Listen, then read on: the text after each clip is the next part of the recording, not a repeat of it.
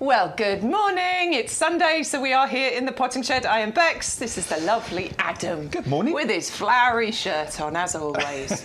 It's not the same if you haven't got a flowery shirt on. Well, I did have a jumper on during the week because it was a bit of a chilly morning. I know. But it's warmed up again now. We just went out into the nursery. We were trying to hunt some plants down, and it started raining. I know. So quick, get back in. Joe, it's the first spring I can remember where people cheer when it rains. Yay! Normally every spring it's like, is it going to ever stop raining? Now is it ever going to rain? We're kind of saying now, aren't we? It's lovely. I don't have to go and water the plants today. Right, good morning to you all. Good morning, Nana Bev. Hello, Scott. Hello, Dingo. Hello, Woodfield, Verna, and you're all in the YouTube chat. Thank you so much. I see that I've got some emails as well with pictures attached. I was just showing Adam how to use the iPad. So one day I'm going to hand it over to him and he's going to do it all. It's going to be exciting. Yeah, not quite yet, but because I'm a bit dinosaur on the technical side, but I'm getting there.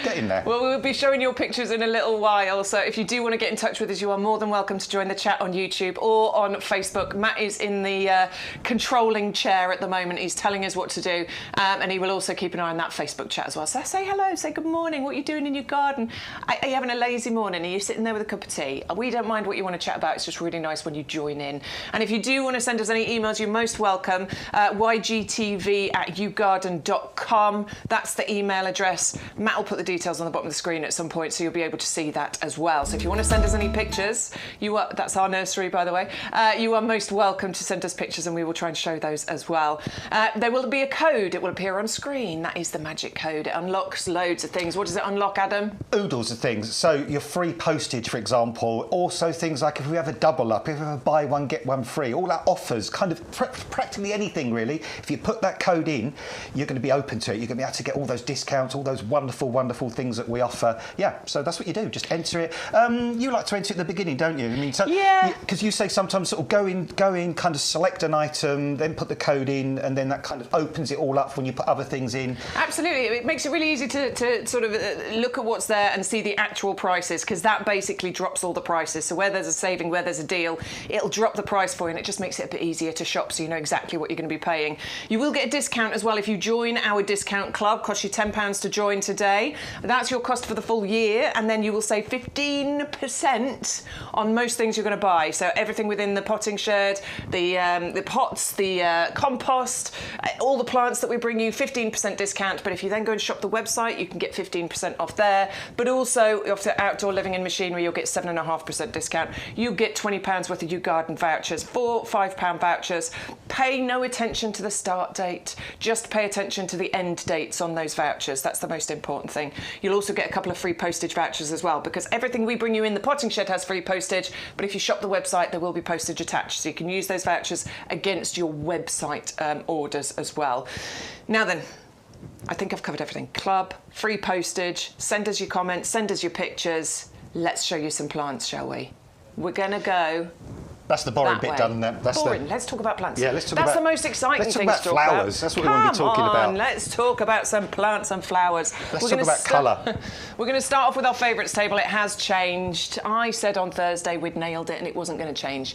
It's changed. Never mind. We're starting off with the Dianthus, the coronet mix over the end here. Now, I love a Dianthus in the garden because they're really kind of, you know... tough. They just flower for ages. They've got beautiful colour mixes. Yeah, they're nice and compact. They're loved by the pollinating insects. They're fragrant as well. They have gorgeous fragrance, these, which is nice. That's super sweet fragrance. And just look at the colour mix. And there's something really traditional, isn't there? Something really cottagey garden and comforting about seeing Dianthus. They're just those easy, regular kind of nice to grow plants. These only get about 6-7 inches tall. They form kind of nice little domes, and when they really get flowering, you can almost barely see the foliage. They just disappear under this sort of myriad of beautiful, stunning colours. I like the foliage. It's almost got like a rosemary kind of look to it, hasn't it? Kind of fine foliage, which I feel is the perfect backdrop for these flowers. And they're sort of an adaptable plant as well, because they'll grow in sort of dry conditions, they'll grow in sunny conditions, they'll grow in quite poor soils as well. So if you've got stony, gravelly, pebbly kind of soil, they don't mind that. The only sort of soil these don't like, or conditions they don't don't like. They don't like shade and they don't like heavy, wet soil. But other than that, brilliant for containers. You could even grow these in hanging baskets. And you know what? You could even try them in your easy fills if you wanted to. Actually, I wouldn't mind experimenting with that, Bex, doing a kind of an easy fill, just planted with these all round the side. Yeah, this is the great thing about those easy fills, because a lot of people think about hanging baskets as just being for trailing plants, but actually when you've got the easy fills, because you've got the side holes, you could get that domed look, can't you, just by planting things you wouldn't necessarily plant in a hanging basket. Imagine a kind of a ball of fragrant, beautiful, multicoloured Dianthus. That could work. Or window boxes. These are brilliant for window boxes, pots, troughs, edges of the borders, pretty much anywhere really. Brilliant little plants, as Bex showed you there, ready to go, ready to plant out. You can put these straight out now. I don't think we're going to get any more frost now. No, I don't think so. I think they did have a frost in the middle of the Highlands of Scotland the other day, but pretty much everywhere now we're clear, we're okay. Well, it's part of the Garden Ready range that we bring you. So obviously with gardening, it's so very seasonal. We bring you plug plants, we bring you bare roots, but now is the time for Garden Ready, which means they're ready to get out in the garden. You don't have to grow them on in pots or anything. You can plant these out with confidence, and you're going to get 10 of those Garden Ready plants. It's £11.04 as your discount club price, and of course it's free postage as long as you enter that code. YGTV2125 is the code. Now you go to YouGarden.com to place your order, by the way, and there's a little box that says, do you have an offer code when you're going to check out? That's where you put that in. There's another one that says, do you have a voucher code? That's for when you're using your £5 vouchers from your club membership or any other vouchers that you might have found. Sometimes if you're, if we've got your email address, we'll send you details of various vouchers and things. That's where you'd put that one. Can I just ask you a quick question? Do we do gift vouchers? I want to say yes, but I don't know if that's... I don't know if I'm making it up. It just popped into my head. I'd love a YouGarden gift voucher. So there you go. So I guess you would enter, if you've got a gift voucher, I guess you'd enter the code. That's where you put your voucher code. Your voucher code in. Because I've never thought of that, but that'd be... Can you imagine getting like a 75 quid? That'd be cock a hoop, wouldn't you? I'd be very happy. I know. Yeah. I love that. OK, so we've just learned something new. Yes, you can order gift vouchers from us as well. If you know somebody who loves gardening, why not? Go and do that. All right, so the Dianthus coronet mix, this one, 410209 is the item number. Go to yougarden.com to place your order, but the phone lines are open at the moment on Sundays up until 4 o'clock. So if you want to place an order via phone, you can do. Just tell the operator you've got that code to use, OK? Now, we're going to move on to another Dianthus, actually, but this one is the Sweet William. And I do love a Sweet William. Again, a gorgeous fragrance you get from Sweet Williams. You often get these in cut flowers, don't you? Because they have a lovely fragrance and too. Kind of the same family as well. And again, it's the same story. These are sort of garden. Let's make myself some space. I've filled the back of here so I can kind of get in there. Yeah, and I'll whiz one out because again, I mean, I'll just randomly pull this one out. There we go. And it's sort of a really good root system on there as well. Look at that, roots all the way down to the bottom. And this plant is ready to go. In fact, there's even a little flower bud on there as well, which you could or couldn't pinch out. It depends if you want to. I mean, I personally would pinch that out, the flower bud on there, because then all these little side shoots will kind of whiz out. But it's up to you. But these are glorious. I adore Sweet Williams. I've got Sweet Williams in my own garden. I've got a lovely deep red coloured one. Now they're perennial, aren't they? They come back. Yeah, come back year after year. They're really tough. But are very similar to the Dianthus, the coronets that we were bringing to you. What they like full sun, well drained, kind of light soils. But all the other things we mentioned before, good for pots, troughs, raised planters, edge of the borders, reliable plant. And they always remind me of my childhood, because my grandma used to have pretty much a gorgeous bunch of Sweet Williams in a vase indoors, and they always fascinated me because in one flower head, quite often you get loads and loads of different colours, which you can see here. And that's not like loads and loads of different varieties of Sweet William. That is basically the flowers aging.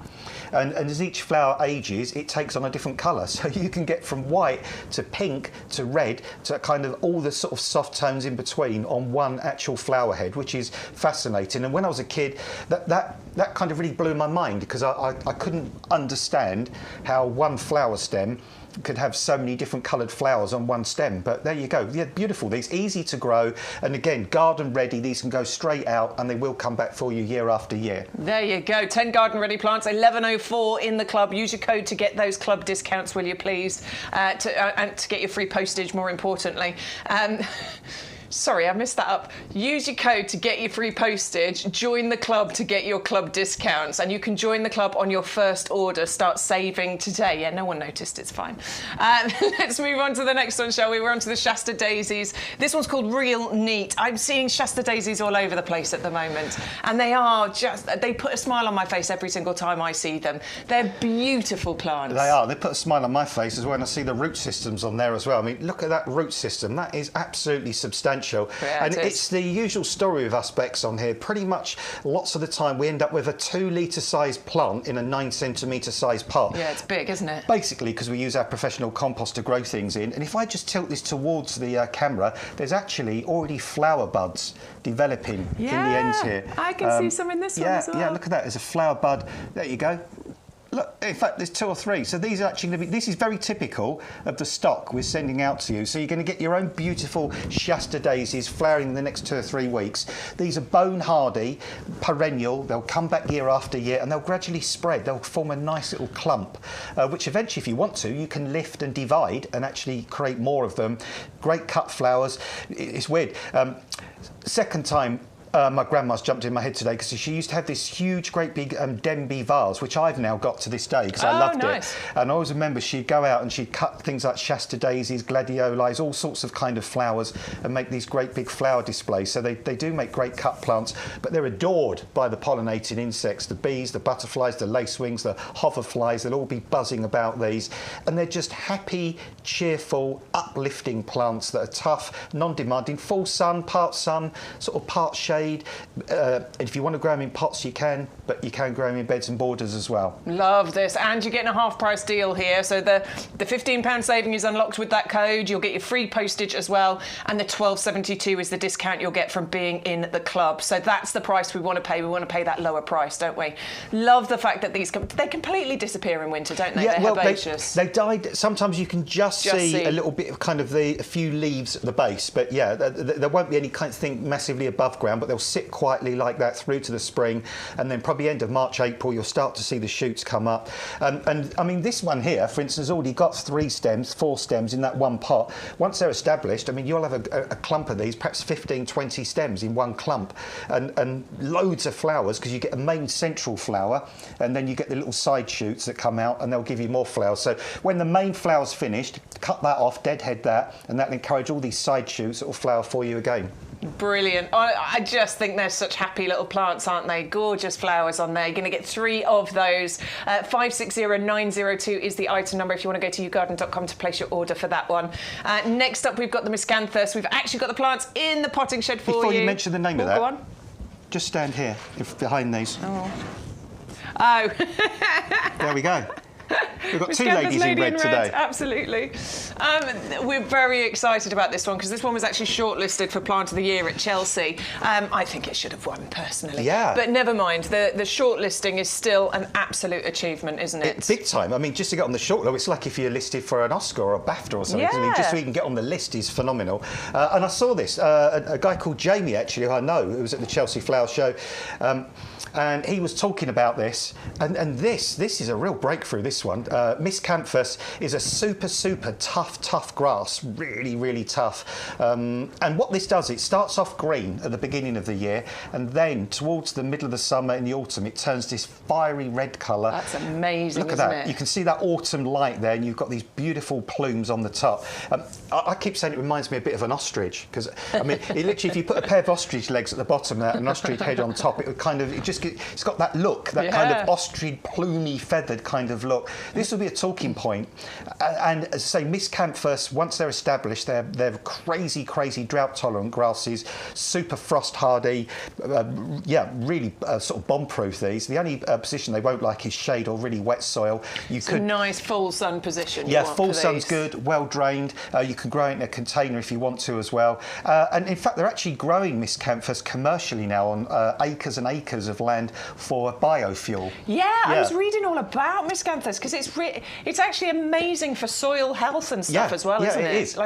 Because sometimes when you drive past, when I first drove past these fields, it almost looked like sugar cane. Yeah. And I was like, no, you can't grow sugar cane in the UK. But yeah, it's Miscanthus, and the ones they grow can get 2 or 3 metres tall. This one doesn't get that tall; it's more compact than that. But yeah, if you want drama from a grass that sort of changes colour, so green in the early part of the season, then green and red as it transitions, and then bright red at the end of the year, go for this. It's absolutely beautiful. It is gorgeous. It was hot off the press the other day. We did not have the actual plants to show you, but we've run out this morning. We've found them in the nursery. So this is what you're going to be receiving. 3 of these gorgeous plug plants. Each one of these, what do we say, about 60 centimetres? Yeah, I'd say 60 centimetres is sort of a metre max, really, with the plumes on top. But it's certainly not going to be like the really giant Miscanthus. My friend Richard, oh my goodness me, he's got a Miscanthus in his garden. By the end of September, it's about 15 foot tall. Whoa! It is massive. Right, but this one's a bit more compact. You could even container grow this if you wanted to. Absolutely. Yeah, you could grow this. I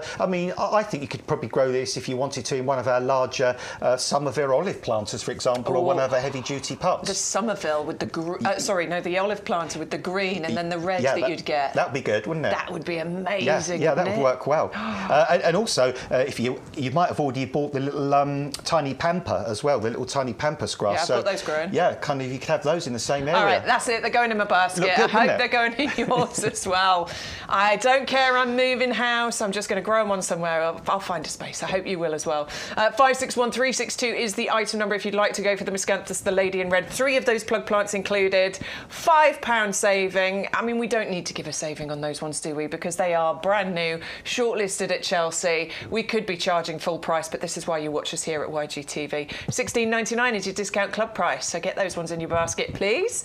Next up is the Dianthus, the Sunbelievable brown-eyed girl. Now, this is actually for 2 because it is on a buy one get one free. So we're showing you one of them in the potting shed right now. The way that you get your buy one get one free is you put one in your basket, you enter the code YGTV2125 and that will put the other one into your basket for you. So another one absolutely free, 2 of them for $16.99 if you are a club member. That's £8.50 each. And I just want to highlight that value because Adam's going to tell you how good this is and how long it's going to flower and how many flowers you're going to get. You will as well. And what a great gift that second one would be as well. Yeah, one for yourself, one as a present for somebody. And this is a little bit different, this one, because this plant can't set seed. Now, every plant on the planet, it's just got one thing it wants to do. It wants to flower and it wants to set seed.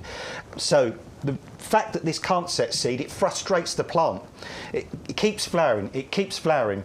It keeps flowering because it wants to produce seed, but it can't. And that's why you get this non-stop flower on this as well.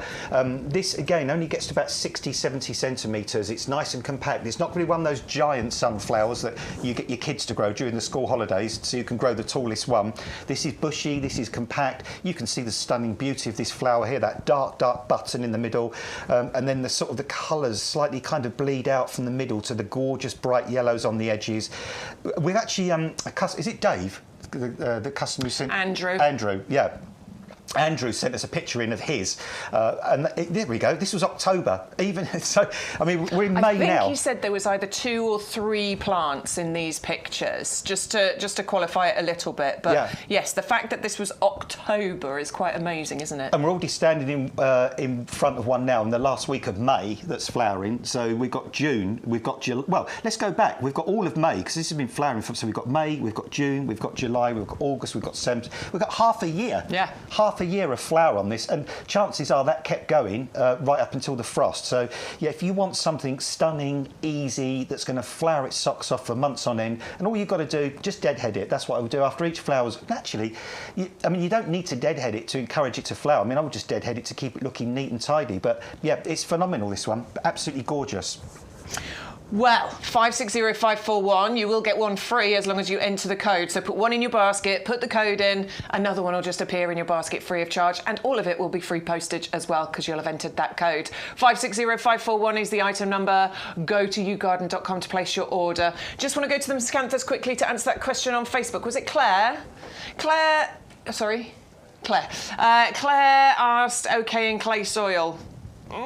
I don't know. It will be okay on clay soil, providing it's not clay soil that sits really wet and waterlogged in winter. If it sits really wet and waterlogged, by that I mean water sits on top of the soil for quite some time, a lot of grasses will rot off in those conditions. But if it's just clay soil that is just wet but drains, yeah, it'll be fine, especially if it's a sunny position. So I'm growing a pampas grass in my garden, for example, which typically you would say no to clay soil, but mine doesn't sit with water on the top, as you were saying. Mine gets all those, those great big cracks in it, which means that it is actually sort of draining through. So that would potentially be okay. What I would say, because I do have the clay soil issue, is always try and improve the soil where you are, and whenever I'm planting something in the ground, I always dig a hole 4 times the size I need, which takes a bit of work because it's hard to dig into clay soil, isn't it? But if you dig a bigger hole, fill that hole then with some really good compost, or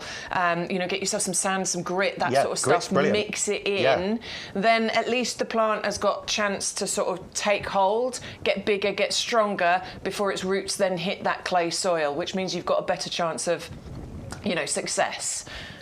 And you can, Claire's saying thanks, have other grasses there which do okay, so she may give it a go. Yeah, you'll be fine. I mean, you could even put a little layer of grit at the bottom of the hole, about 1 inch deep, and then sit the root ball on top of that, and that way it's never going to be sitting directly on water. But if your other grasses are doing well, Miscanthus is definitely at the top of one of the toughest, most vigorous grasses. Isn't it? Yeah, so you'll be fine. I hope, I'm glad you're going to give it a go anyway. Right, 561362 is the item number. Everyone's in the chat saying hello and good morning and asking questions. Can I cover Olwyn's quickly? Olwyn asks... Morning, Olwyn. Good morning, lovely. Hang on, I've lost it. You've never lost it, my love. I have a question. Can I tidy up my lilac now it's dropped the flowers? Yes. Also, my holly standards. I would say no to holly standards at the moment because the flowers are going to turn into the berries later on, aren't they? Yeah. If they're flowering and you chop them off, you'll get foliage, but you'll lose the berries. You get male and I think you get male and female on you do get male and hollies. Female. Particularly if it'll be the holly standards from here as well. It'll be the blue maids, won't it? Yeah, which are called dioecious. So if I would leave those on because otherwise you're going to lose your berries, to be honest. So you want to be pruning sort of. After the berries, so late winter is when you'd be pruning your holly standards. That's when I do mine. I don't do much, to be honest with you, because they just don't grow. Maybe yours are better than mine. Mine don't grow that vigorously. I just kind of do a gentle sort of prune just to get that ball shape. But I do mine late winter after most of the berries have gone. And your lilac, you can either just deadhead your lilac, or if you want to actually reduce the size of it, now's the time to do it. So just take it down, stems down to an outward-facing bud or leaf, cut just above that, and all those lovely new shoots that come back for you, they'll be your flowering wood for 2026, but you need to do it immediately after the flowers have faded. Right, and you're all making me hungry talking about your breakfasts. Yeah, I've got rumble tums at the moment. Marisia, she says, sorry I'm late. Just had an English breakfast, which Derek did for me. Oh, lovely. Bacon, sausage, egg, mushrooms, beans, fried bread, some tomatoes on the side. Yeah. I'll tell you what though, I'm definitely, I don't know about you, Bex, but I'm definitely I like my baked beans in a little separate you're one of those. You don't like it to mix in? No, I don't. No, I'm all right with it on the plate. A lot of places do that now, don't they? Give you the baked beans in a little separate ramekin because some people don't like them to mix. Especially if you've got hash browns. If you've got hash browns, they go soggy, don't they, in the bean juice? So. Marisia's had scrambled egg and smoked salmon bagel. Oh, I love that. That sounds delicious. That's really nice. Oh, Marisia says fried bread, egg, sausage, baked beans, Branston beans, of course, obviously. Do you ever have eggy bread? Yeah. Yeah. Love it. Bit of sugar on it as well. That's more French toast, isn't it? We don't put a little sprinkling of sugar on the top, maybe a bit of cinnamon, and then. Yeah, a bit different, isn't it? All right, I'm hungry now. Anyway. Thanks, love it. Love the chat. It doesn't have to all be about gardening, absolutely.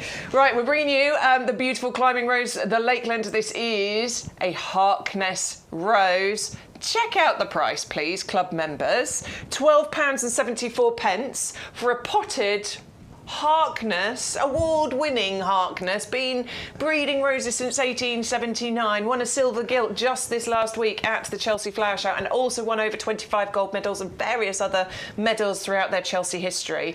Climbing rose, the Lakeland. Yeah, it's weird because somebody actually sent me a message on my TikTok and they saw this rose and actually said somebody must be losing money on this one.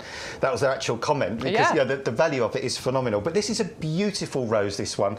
Gets to about 2.5, 3 metres max. It's a climbing rose that does well on quite poor soils, really fragrant. That picture there, goodness me, how stunningly beautiful is this? It's almost like it's just about a doubled flowered rose there. You've got those beautiful stamens in the middle, that lovely yellow centre contrasting against these soft pink petals that have got a little blush of white going through them as well. And on the rose we've got in the studio, there are some single or individual flowers at the end, but once this becomes established, well, you can see the picture we saw just there, you'll get a whole cluster of flowers on the end of each stem, so perhaps 5, 6, 7, 8, 9, 10 flowers on the end of each stem at one time.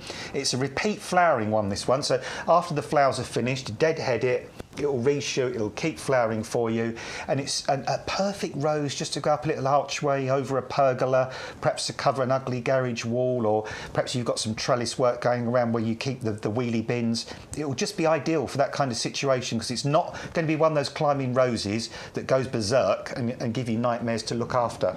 It is a beautiful one. The colour of it is amazing, and I have to say that the fragrance is absolutely gorgeous on this one as well. I know earlier in the week, Adam, you were saying that it is a bit like it reminds you a bit like a rambling rose or a dog rose or something. Well, I mean, driving in this morning, you can see the dog roses, the native dog roses, the Rosa canina. They're flowering right now. It's beautiful. Yeah, isn't it? Really, really lovely, sweet fragrance. The Rosa canina, and it looks very, very similar. And that's what I like. I mean, I love all roses, but I love the innocence and the simplicity of this one. I'm going to do it. Yeah, the secateurs are over there. Just by the way, somebody just asked about the Sunbelievable, the Helianthemum. It was Gregory asking that question. If the flowers are non-seeding, how did they grow these ones, and how will the nursery grow them for next year? They grow them from cuttings, so that they'll have like parent plants, which they then will take cuttings from. They'll probably take little softwood cuttings, and that's how they kind of keep them going from year to year to year. Coming over to this one now as well, look. So look, the deadheading, these should have been chopped off earlier, to be perfectly honest. The way that I decide whether a rose needs deadheading is I tap the rose, and if petals start falling off the rose... Time to go, yeah. Then it's time to chop it off. That one seems... I mean, I did bash it a few times, but yeah, a couple of petals have fallen off there. So what I would do is I would be taking that one off now as well. I'm going to leave it on just so we've got something to look at, but I will take this one off because all the petals have gone. But yeah, just give it a tap to find out if the petals start falling off. If they do, take it down as far as you can towards the leaf base there, snip it away, get rid of it. And that's all you have to do for deadheading. And then all of these other buds that are starting to appear, the plant rediverts its energy, and then it will, make those bigger, better. It will send out new shoots. You'll get more flowers coming. And how lovely is that? How beautiful is that little bud as well? It's cute, really isn't it? Cute, isn't it? I really like gorgeous. The deep pink that it starts, sort of a deeper pink, and then it opens up into a lovely blush colour. Yeah, it's great, isn't it? It's lovely, this one, and it is really, really fragrant. For small-sized roses, they really pack a punch on the fragrance front. But if if you can just envisage and think ahead of like one of these either side of an arbour or an archway, just sort of growing up, masses of pink flowers look absolutely stunning. Well, I do get that one because, as Adam pointed out, that is an amazing deal on there. It's from Harkness. It's a beautiful climbing rose. It's only £12.74 if you're a club member. That one has been really popular this week on YGTV and in various other places, on TikTok and things as well. 530727 is the item number if you'd like to go for that one. Next up, though, we've got a beautiful hydrangea for you. This one's called Magical Himalaya, and I think Adam's showing you flower buds appearing. Yeah. Oh, yeah. Wow. Yeah. I mean, look, they are there, honestly, but nice flower buds are starting to appear on this. And this is kind of one that, there we go. See a nice little flower, little flower bud just there, which is good, because this is one of your kind of paniculata type of hydrangeas, and they will flower on new wood, which is great. So really easy to prune. You don't have to sweat with these. Oh, do I take a third of the wood away? Do I take old wood? Do I take new wood? Basically with these, whatever height this gets to, if you're unhappy with that height and you want to reduce it, do that late winter, kind of mid-spring, before it starts to reshoot. Cut it down to the height you want, just to an outward facing bud. It'll reshoot, and all the growth that comes back will flower the same year. So if you did it, you know, if you've got one of these and you prune that back, say in February of this year, 2025, it will flower for you in 2025. Easy, simple. These flower heads are gorgeous as well, because it's one of these ones where you get the sort of flowers that open as bracts, but you also get the little beads that kind of don't open as well. So you get that really unusual flower on this. You've got really gorgeous, healthy foliage. Height-wise, Bex, this one's about, is it about a metre? About a metre, yeah. About a metre approximately. So you could container grow it as well if you want to. Which is probably true of most of our hydrangeas. They're all kind of easy container ones. This one will keep its colour as well, depending on whether it's acid or alkaline soil. It won't turn blue or pink. It will stay that pure white.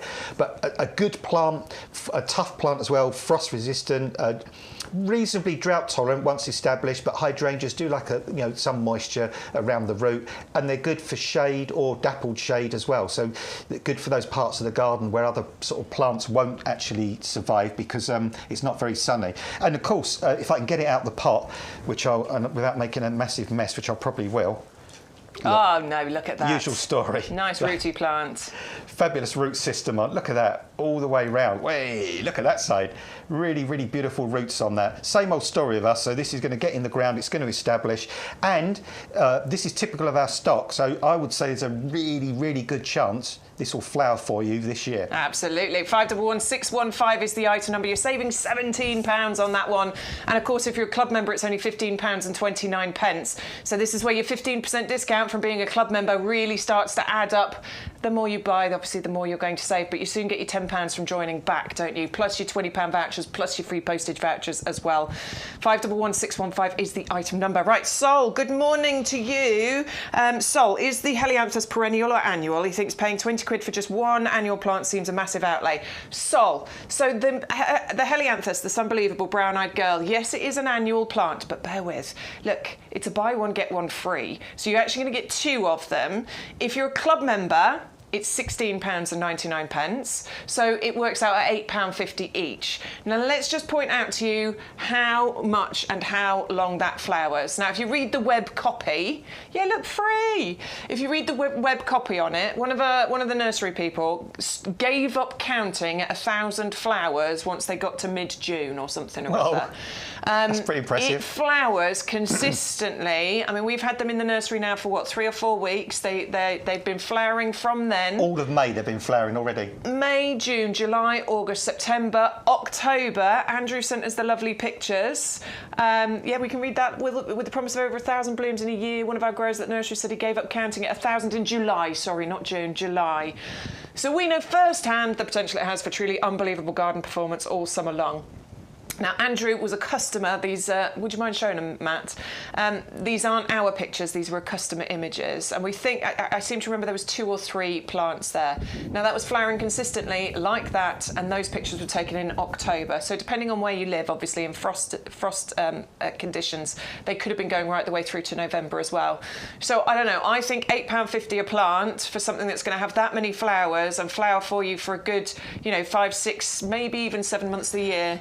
I think that's pretty good value, but obviously we're here to provide you choices and options. So if you don't like that, that's fair enough. We've got lots of other things you might be interested in. And also, if you did have a £5 voucher, yeah, you could get that down to $11.99, which is mind blowing for 2 of those. So yeah, I think the value's superb on that, to be honest. Sol, if you're not a club member already and you do buy plants, and maybe you, I'm sure I've seen your name before.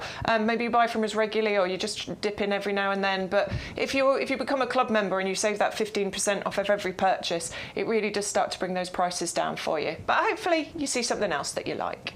Let's go over to this table, shall we? We're going to start with the Verbena quartz mix on this table here. One of the garden readies that we've got for you. It's a pack of 10 you're going to be getting. So it's £11.04 club price. Just, what's that, just over £1.10 per plant here.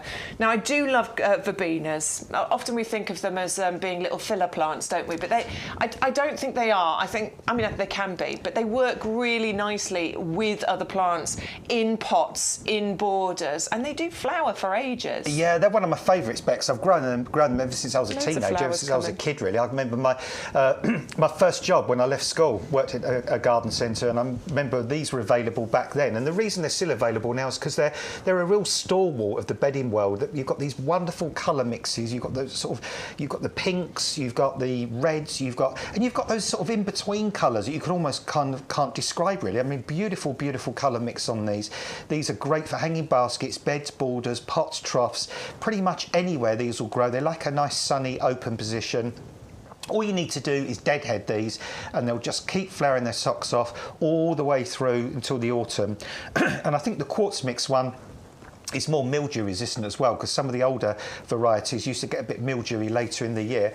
And if you plant these in a pot or a container, they kind of gently tumble over the side of the pot, which is really, really nice. And same with a hanging basket as well. And they're real good landing pads for the pollinators. They're kind of down on these. It's not unusual to see butterflies, lacewings, hoverflies kind of enjoying the nectar from these beautiful flowers. I like the way they open from the outside and go in. Which is a bit unusual. And also, sometimes they can be fragrant. I'm not saying they're like an in-your-face kind of fragrance, but they do have a kind of a soft fragrance as well. And the leaves. I find the leaves are really interesting. Really attractive leaves on those. Those very kind of serrated, sort of unusual triangular leaves. So brilliant, brilliant bedding plants. Loads of flower buds on these already. Yeah, there's loads coming. I can see, look, everywhere I'm pointing there, those are flower buds starting to appear. This one's just starting to go over in actual fact, but that's a bud there, there, and there. There's lots of them coming. But, you know, I'm just going to whip this one out here because if it will come out, what I would be, I might be a bit... You're going to pinch? Yeah, I might be a bit brutal on this because, you see, the thing is, you've got this central stem here, which is very nice, but look at all these lovely side stems around the edge. Well, if you're brave enough, if you just pick the middle one out like that, what you're going to do, you're going to encourage all these side shoots. So rather than one flower stem coming up in the middle, you've got 3 or 4 that are going to flower for you as well. Love it. But it's not compulsory. You get more flowers. Yeah, you do it or you don't do it. It's up to you. It's your choice. Yeah, look, that's what we're here for. Give you options of what you can do in your garden. And if you want to get more flowers, it's a really good thing to do. Not every plant wants to be pinched. Some don't want them at all, but if you can, it's well worth it because it branches and gives you even more of them. 410076 is the item number, £11 and 4 pence in the club. Make sure you're using your code so you get that free postage as well, though, won't you, please? And do consider joining the club if you're not a club member already. You'll get all of those discounts for the next 12 months. And then you'll get them for the next 12 months if you keep your club membership running as well. And it stays the same price, doesn't it? It stays the same price. If we put the price of the club up, you'll only ever pay the price that you paid, so don't let your club membership lapse. Right, Begonia Sahara is up next, which is a real versatile bedding plant for you. It's one that you'd put... Well, it's used a lot in commercial planting, isn't it, this kind of begonia, because it's really easy, but it can also cope with a variety of situations. Sun or shade, it doesn't matter, and British weather, it's not bothered either. No, good root system again. Really, look at that, really good root, as always. Lovely. Brilliant root system on those. And the nice thing about these is when you look at the tray of plants here, you actually get colour, not just from the flowers, but the foliage, because some of the leaves are that sort of plum kind of dark colour. Some are a nice bright limey green, which I really adore. Yeah. And then you get the red, you get the pink, and you get the white flowers. And these, goodness me, these just do not stop flowering. I think if we didn't have any frosts in the UK, they would probably flower for 12 months. They just keep going all the way through. But they're great for shady areas of the garden. You can grow them in sunnier spots, but if you've got that sort of shady, damp, dark kind of area of the garden and you want to grow some bedding plants, but things like petunias are just going to go like, I want the sunshine, these will flourish in those kind of areas. If you've got the Busy Lizzie beacons, for example, make great sort of partners with those because they grow in the same sort of area, and you can just grow them in a hanging basket. If you've got north facing, you want hanging baskets, you want something that's going to flower, doesn't need deadheading, will keep going until the frost, only gets to 6-7 inches tall, go for these. They're just ready to go out straight away. The only thing I would say is this year's a bit weird. With the way we get all these high UV and bright sunshine. All I would do with these, when you get them home, is just spend 3 or 4 days just acclimatising them to the sunshine a little bit. So put them in the sun for a little while, bring them back into the shade, do that for 3 or 4 days, and then they can kind of go outside and you know, grow their socks off, flower their socks off, all the way until the autumn and the first frosts. I really do enjoy these, and I think for me this is more of a combination of flower and foliage than it is all about the flower. flower, because you're getting that mixture, but you also get them topped with the pink, the white and the red flowers on top there. 11.04, part of the garden ready plants that we've got for you. So £11.04 is your club discount price. YouGarden.com to place your order, and the item number you need is 410206. You can get ahead of us if you want to. Go to the website, press the Live Now button, and then scroll down. That's where it shows you everything that's been selected for the shows that we are doing this week. And that's where you can see everything that's got that free postage available as long as you use the code. This is where you can watch on the website as well, by the way, the shows that are that we do. And then just scrolling down to see everything that we've got available. And this is where I say, if you enter your code first and then come back to this page, that's where you'll see the actual club prices. If you haven't entered your code, you'll see the more expensive prices, and we don't want to pay those, do we? And there's the brown-eyed girl look, $19.99, but remember that is a buy one get one free. You will get 2 of them for that price. Right, let's move on to the carpet phlox collection. We love the phlox. Now, this is an amazing, hardy, perennial, low-growing, gap-filling. You use this a lot, actually, when you're planting for customers, don't you? I have. Yeah, I planted some for a customer last year on my estate where I live, and they weren't actually much bigger than the plants here, and now they've covered an area kind of about the size of a breadboard, to give you some sort of idea of scale. And these flower for about 6 weeks, and once they flower, the foliage almost completely disappears underneath the flowers. Once they're established, these are incredibly drought tolerant, crazy drought tolerant, great for rockeries, great for beds and borders, gravelled areas, stony areas. Perhaps you've got something like a bit of a tumbled down wall at the side of your garden. If you can just find a little niche for these in the wall, there's a little bit of soil, they'll grow there. They'll kind of tumble down and colonise that surface. Have you got a really boring gravel area out the front of your house and you think, I just want something really easy, straightforward, just to lift it, brighten it up. I don't need to worry about watering it once it's established. I want something that's bone hardy, it's going to come back year after year, that's going to ground cover, that's going to suppress weeds, that's going to flower for 6 weeks, that's going to be evergreen, that's going to look good in the winter as well as in the spring and summer. Grow these. These are real box tickers, these. They just tick so many boxes. And they love, again, by the pollinating insects. I love them. I've planted loads of these. The only thing I would say about these is don't make them compete with other plants. They do like to kind of be open and bright and sunny. You could even try them. In fact, I'm trying some in a hanging basket. So Are you? Yeah, I've got one just out here. So yeah, just seeing if they'll actually thrive. Did I shout that then? Sorry. And grow in a hanging basket. I was excited about that then.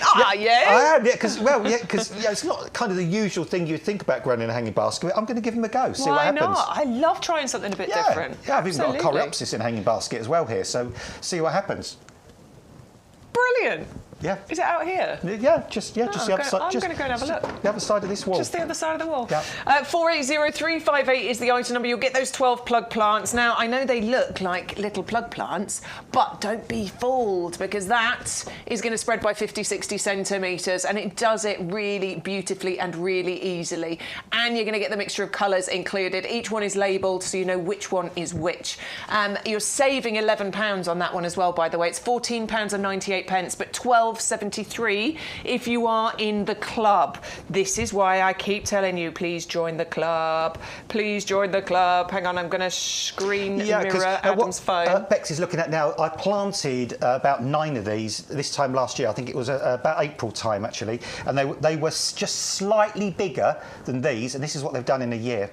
Look at that. That's what you want, isn't it? Yeah. And I think that's the perfect place for them. I mean, they can go anywhere. They can go in your borders and things, but that lovely gravel garden there... They love it. That looks perfect. Yeah, and that's really poor, sandy, dry, well-drained soil, and they're thriving. And that's literally kind of 12 months of growth, and that's what they do. So they're awesome plants, really awesome. Brilliant, isn't it?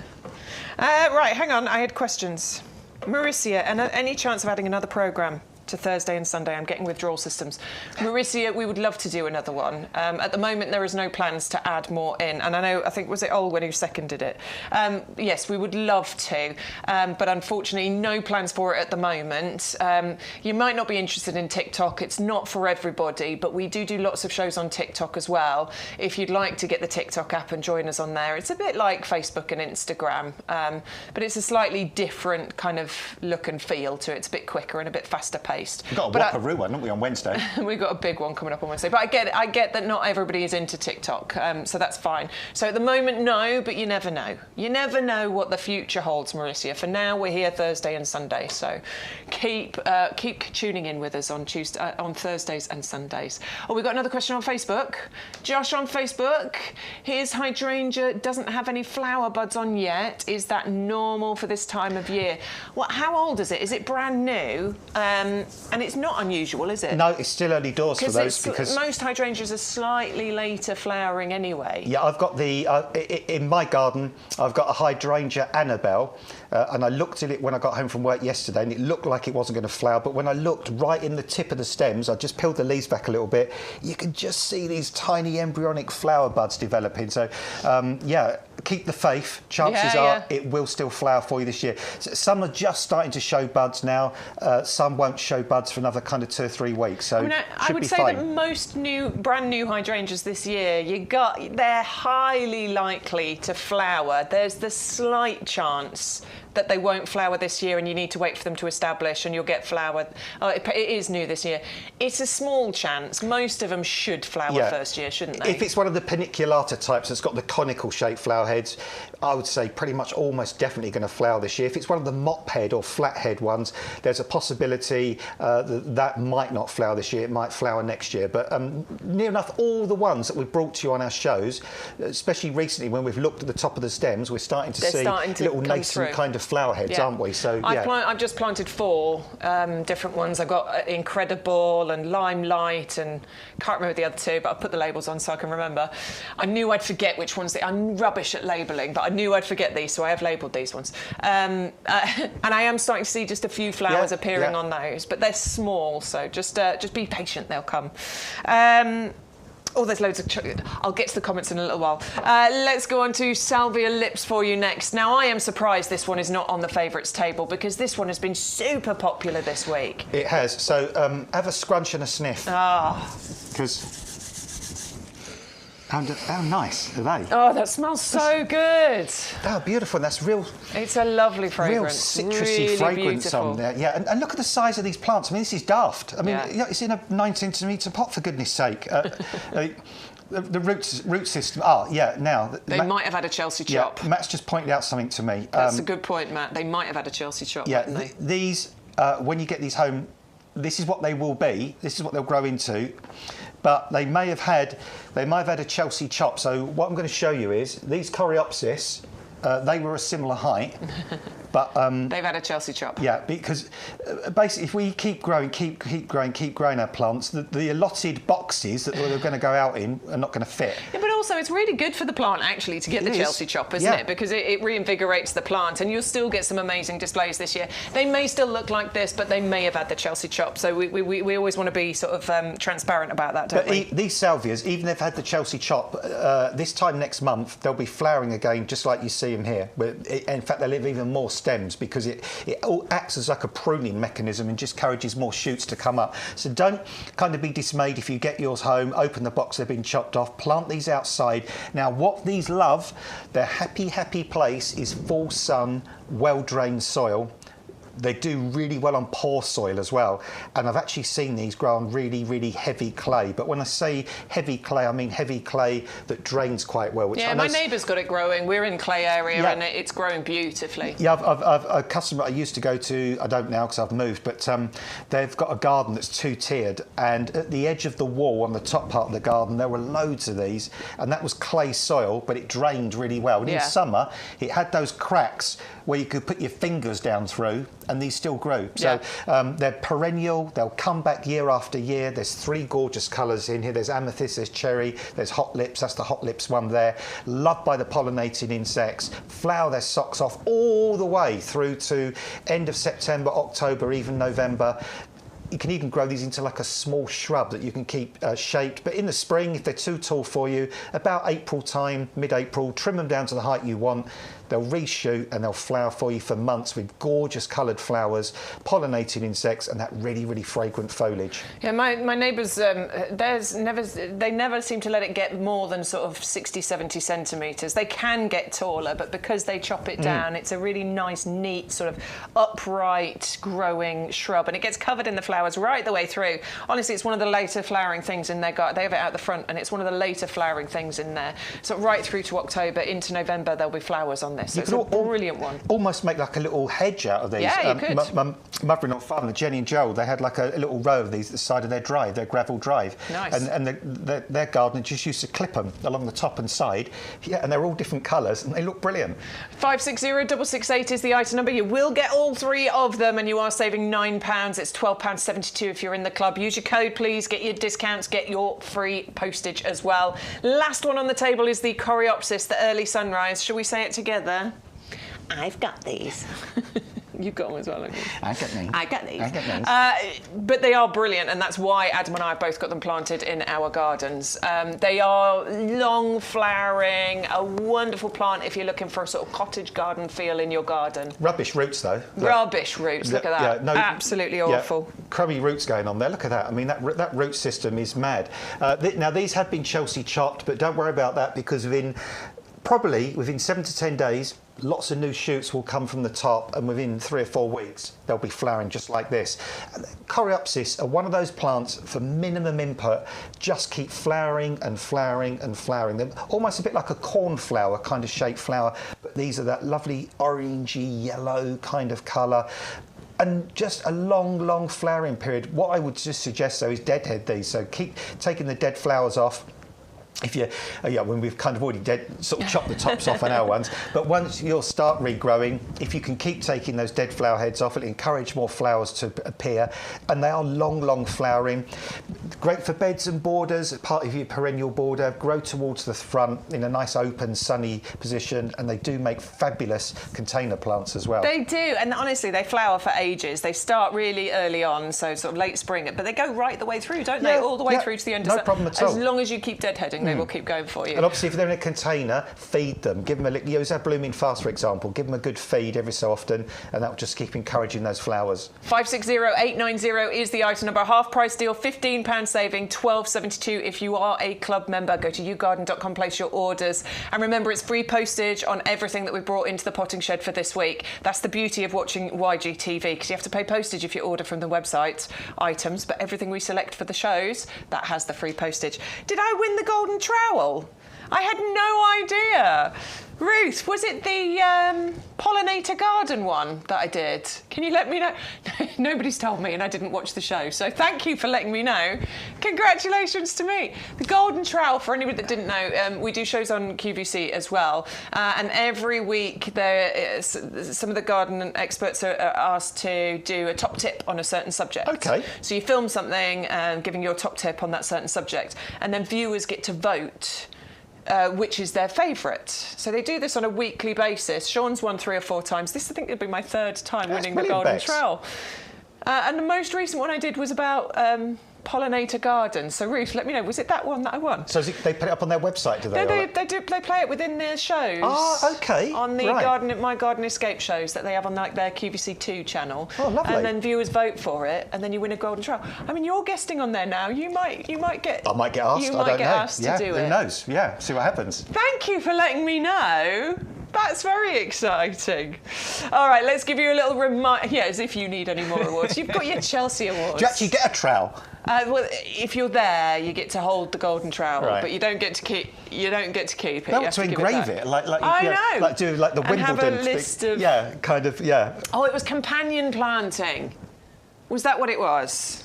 And this is the lady who's doing a talk in a few weeks' time. Says, I haven't got a clue what I'm going to talk about. Goodness me, you underestimate yourself. I've got plenty I can talk about, can't I? Companion plant. Right, I'll remember what I said while I give you a review. Let's remind you of some of the things. Dianthus coronet mix was the 10 garden-ready plants here. Beautiful flowers, these. Now, these could be perennial, but these ones are going to need a bit of protection to get them through. Most people are going to grow these as annual plants, but they're going to flower all summer long for you. They're really tough little plants, these. Loads of flowers, beautiful foliage backdrop, and gorgeous colour combinations you're getting. 410209 is the item number if you'd like to go for those, and you will get your free postage as long as you use the code YGTV2125. More Dianthus, but this is the Sweet Williams. These are the Dark Pink Magician, and it's Pink Magician because it constantly just changes its colours, basically. So you can go right the way through from the really sort of pale blush, almost white flowers, and they will go right the way through to the more purple tones and every tone in between, which is what makes these really interesting. Another long flowering one. You can use them for cut flowers if you want to, and these are a hardy perennial. So Adam's got these in his garden. They go through year to year very, very easily. 1104 is the club price, and these are the garden ready plants. They are ready to go in your garden. No complicated, I mean, not that it's complicated, but no growing on needed. Just get those straight out. 410230 is the item number for those ones. Next up, we had the Verbena quartz mix. We didn't show those long ago, did we? You've got gorgeous colours in there, beautiful purples, burgundies, reds, whites. They all work really nicely together. Great container plants, wonderful for filling gaps in borders as well. Bright colours all summer long, and that's what we want to get in our gardens. 410076 is the item number. 10 garden ready plants again. 1104 is your club price here. The Begonia Saharas, brilliant if you have got sort of shady borders or sunny borders. Brilliant if you're not sure what the summer weather is going to throw at us, because these really don't care. They just keep going no matter what. And they're going to keep flowering right the way through to those first frosts as well. Now, these are ones that you could actually give some winter protection to and get them to come back next year. But again, most people grow these as annuals and replace on a yearly basis. 410206 is the item number. Great combination of foliage colour and also flower colour as well. Garden readies again, get them straight out in your garden. The Shasta daisies, these make me so happy. I don't know what it is. I don't know, maybe it's memories of childhood and making like daisy chains and things like that, you know. Maybe it's that makes me smile, but these aren't tiny little daisies. These are the nice, big, tall, sturdy, strong ones. These aren't the ones that you get annoyed about growing in your lawn. These are the ones that are, I mean, they'll reach 60 centimetres height. They're really bright, bold, big flowers that you get on there. And they form clumps over time. Matt was saying in our ear earlier, the only time the word clump is of benefit, and that's when you're gardening. Yes, we want clump-forming plants because you can divide those clumps to maintain the vigour of the plant, but also to get free flowers, free plants in your garden. It's mostly herbaceous. It sometimes leaves a little bit above ground, but they kind of disappear in winter and then reliably come back for you every single year with so many flowers. Great if you do your cut flower displays as well. You'll often see Shasta daisies in those kind of displays. 3 9-centimetre pots, half price deal, $12.72 in the club. Next up was the Miscanthus, the lady in red. You're going to get 3 of those plug plants included. Now this one's new to us in the potting shed. This is also incredibly exciting. This one was shortlisted for Plant of the Year at Chelsea this year, and it is a stunner. In autumn, that's where you're going to get those bright red leaves on there. So it starts a lovely green, and then as it ages, it's going to turn into that bold, bright red colour with those lovely feathery plumes on the top there. I am excited by that one. I think that's stunning. Nice sunny spot for these, preferably well-drained soil, but as Claire asked earlier about clay soil, we reckon that would do okay in sort of clay soil as long as it's draining clay soil. So I'm going to give it a go for sure. 561362 is the item number. It's a £5 saving. Your discount club price would be £16.99. Yes, Rhiannon, we're going to show those pots for you, by the way. Adam is getting them out right now, so I hope you're still watching because they are stunning. 561362 for your Miscanthus. Next up is the Sunbelievable, the Dianthus, the annual plant, so it is one you replace every year. However, you are going to get 2 of these, buy one, get one free. And as club member, that works out at £8.50 each. And when you think about how long these are going to flower for, they're going to get bigger. They're going to grow to about 60 by 60 centimetres. You're going to get, I mean, hundreds, if not thousands of flowers from those plants, by the way, over that time. It is a sterile plant, so we've basically frustrated this plant because it cannot produce seed, which means it just keeps producing flowers. And that's the secret to its success. That's why it just keeps flowering constantly all the way through summer, right the way through to those first frosts. 560541 is the item number. Put 1 in your basket and then put the code in YGTV2125. The other one will magically appear. And by putting that code in, it will drop any postage costs on your order as well, which is brilliant. 560541 is the item code. Go to YouGarden.com to place your order, or use the phone line. It's open till 4 o'clock today. Then we've got the Creeping Phlox collection. We often call this the carpet phlox as well, don't we? And it's because this is going to produce a carpet of colour. If you plant them together like that, you could have a full carpet of these beautiful coloured flowers. Spring flowering plant, leaves behind a lovely foliage there as well. Doesn't disappear completely in winter time, but it does get covered and completely covered almost in these beautiful flowers. Totally hardy, great for filling gaps in borders, or maybe creating, as I said, a complete carpet of colour right at the front of those borders as well. Great for growing in pots too if you want. 480358 is the item number, and you will get 12 plug plants. $12.73 is your club price. Taking £11 off that by using that code. Salvia lips collection, you'll get 3. You'll get cherry lips, hot lips and amethyst lips. Called lips because they have a cute little lip shape to them. I think they're really unusual, unique flowers as well, aren't they? You're going to get 3 of them in the 9cm pots, and you're saving £9 on that deal. It's $12.72 if you are in the club, and they are fabulous. They're putting a smile on my face just looking at those. 560668, wonderful perennial hardy plant there. 3 of them in actual fact. Coreopsis, here's another hardy perennial plant for you. Beautiful ruffled double pom-pom flowers you get on here. A kind of yellowy orange colour, really gorgeous. Great if you're trying to create cottage garden feel. Want something that's going to flower, most from spring right the way through summer, basically. All you've got to do is a bit of deadheading to keep on top of that and keep it flowering.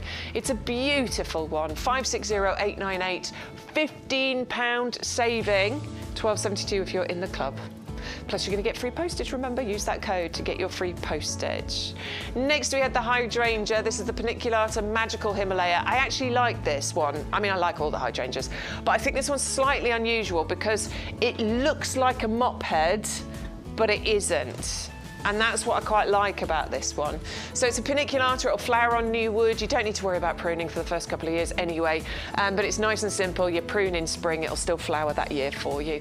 511615 is the item number. We have taken £17 off that one. It's $15.29 in the club. Likes a slightly shady spot, likes to be kept well watered, or grow to approximately 1 metre by 1 metre, but you can container grow them if you want to. I am currently container growing all my hydrangeas. Climbing Rose, the Lakeland, from Harkness. Harkness, an award-winning breeder, multi-award-winning breeder, been breeding roses since 1879. They make disease-resistant, amazing varieties. I mean, this one's a beautiful one. It's not the most vigorous of climbing roses, and that might be a benefit to you in actual fact. Adam was saying earlier on in the week that this is potentially one you could try growing in the tower pot. Normally we'd say absolutely not. They're too much for climbing roses, but it might be worth giving it a go. But pergolas, archways, those sorts of things, you could grow this up. Or, as it's not so vigorous, it could be one that you grow up into another tree, maybe, because it's not going to strangle the other tree. It's also the first of our new feature, isn't it? Our Rose of the Week. It is indeed, yeah. We're doing a rose every single week, which we're going to try and show you as much of our rose collection as we can. 530727 is the item number if you'd like to go for it, and it's a stonking price, that one. $12.74 for a potted climbing rose. That's just mind-boggling, basically. So I do hope you're going to go for that one. Ruth, what's Ruth saying? She got her brown-eyed girls last night and they're blooming. She sent us a message with a picture. Excuse me. Oh. Ruth, we can't access it. Ruth, can you email it? Do you think, because we'd love to see it. The email address will appear at the bottom of the screen here, ygtv@yougarden.com. It's just not possible to access it with what we're doing here, basically. If he doesn't have enough hands, and I can't get onto Facebook from here. If you can, it'd be really nice if you could send it to ygtv@yougarden.com, because we'd love to see it. Right, let's have a quick look in the chat, shall we? So Neil says, thanks for including Rocky in the family on Thursday. Of course, Neil, he's part of our YouGarden family. He's healing well. He watches watches the shows with me and watches what I'm putting in his garden. I like the way you put that as well. It's his garden. Rhiannon, you want to see the urns? They are coming up for you right now. I'm just scrolling back a little bit. Can you take cuttings off a rose, Rhiannon is asking? Definitely. Hardwood cuttings, do it at the end of the year, sort of October, November time. So just find a nice sort of thick piece of rose like that off a stem that hasn't flowered. Get yourself some nice gravelly compost. Take 5 or 6 cuttings, just sort of poke them in about halfway. Would you use rooting powder? I haven't. I didn't. You could if you want, but I don't worry. Just put them in about halfway down, around the edge of the pot. Water them. And they take about 6 or 7 months, but yeah, you can. It's easier than you think. Do you cover or do you leave? No, open? I just want literally, the air and I just literally kind of leave mine outside. Yeah, do it from about October onwards. Lovely, and then we're going out today to do some gardening, plant my orange begonia, says Marissa, and repot my old-fashioned sweet pea in a larger climbing frame. Neil's still got more stuff to plant, especially in the left-hand border. And yes, ideas for companion. I think I said just basically don't sweat it, didn't I?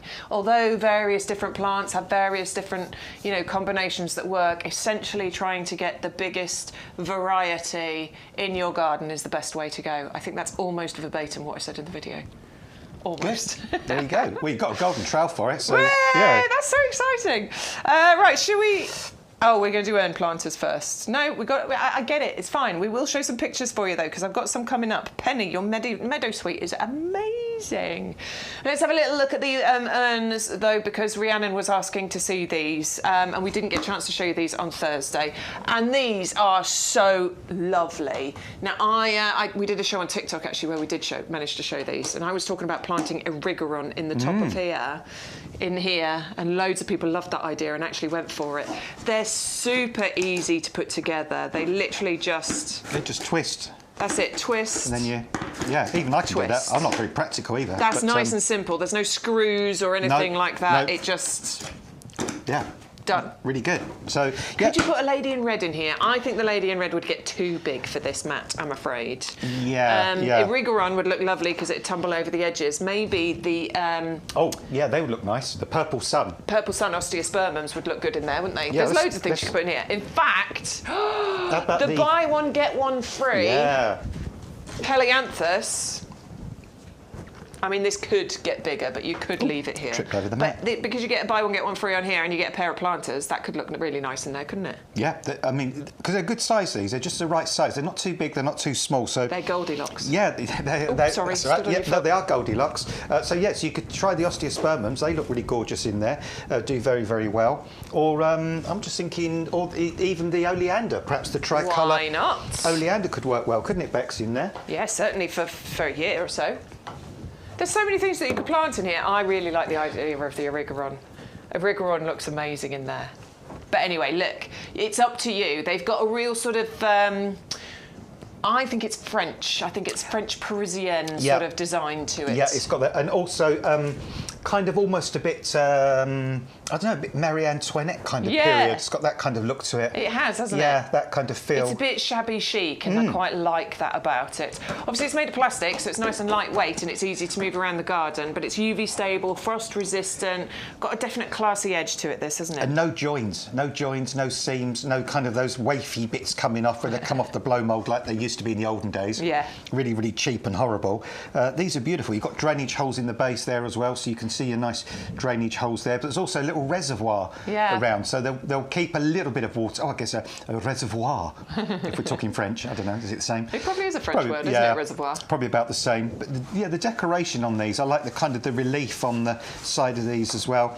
And if you did walk past these on your way to work, saw them in somebody's garden, especially once they've got plants and they're tumbling over the side, they would look amazing. They would, wouldn't they? In fact, do you want me to? Oh, I could. There's 3 original. I'm going to get them. I think they're just literally out because I did go to get them earlier. I'm so sorry. It should be just on your right there, Bex, as you step outside. Hopefully, can you see them? I'll find them. Or did I put them on the seat behind you on the edge? I definitely. No, they're here. They're here. I was going to say I definitely remember because I thought they were on the show. They're here. And then there you go. These are going to look grand in here.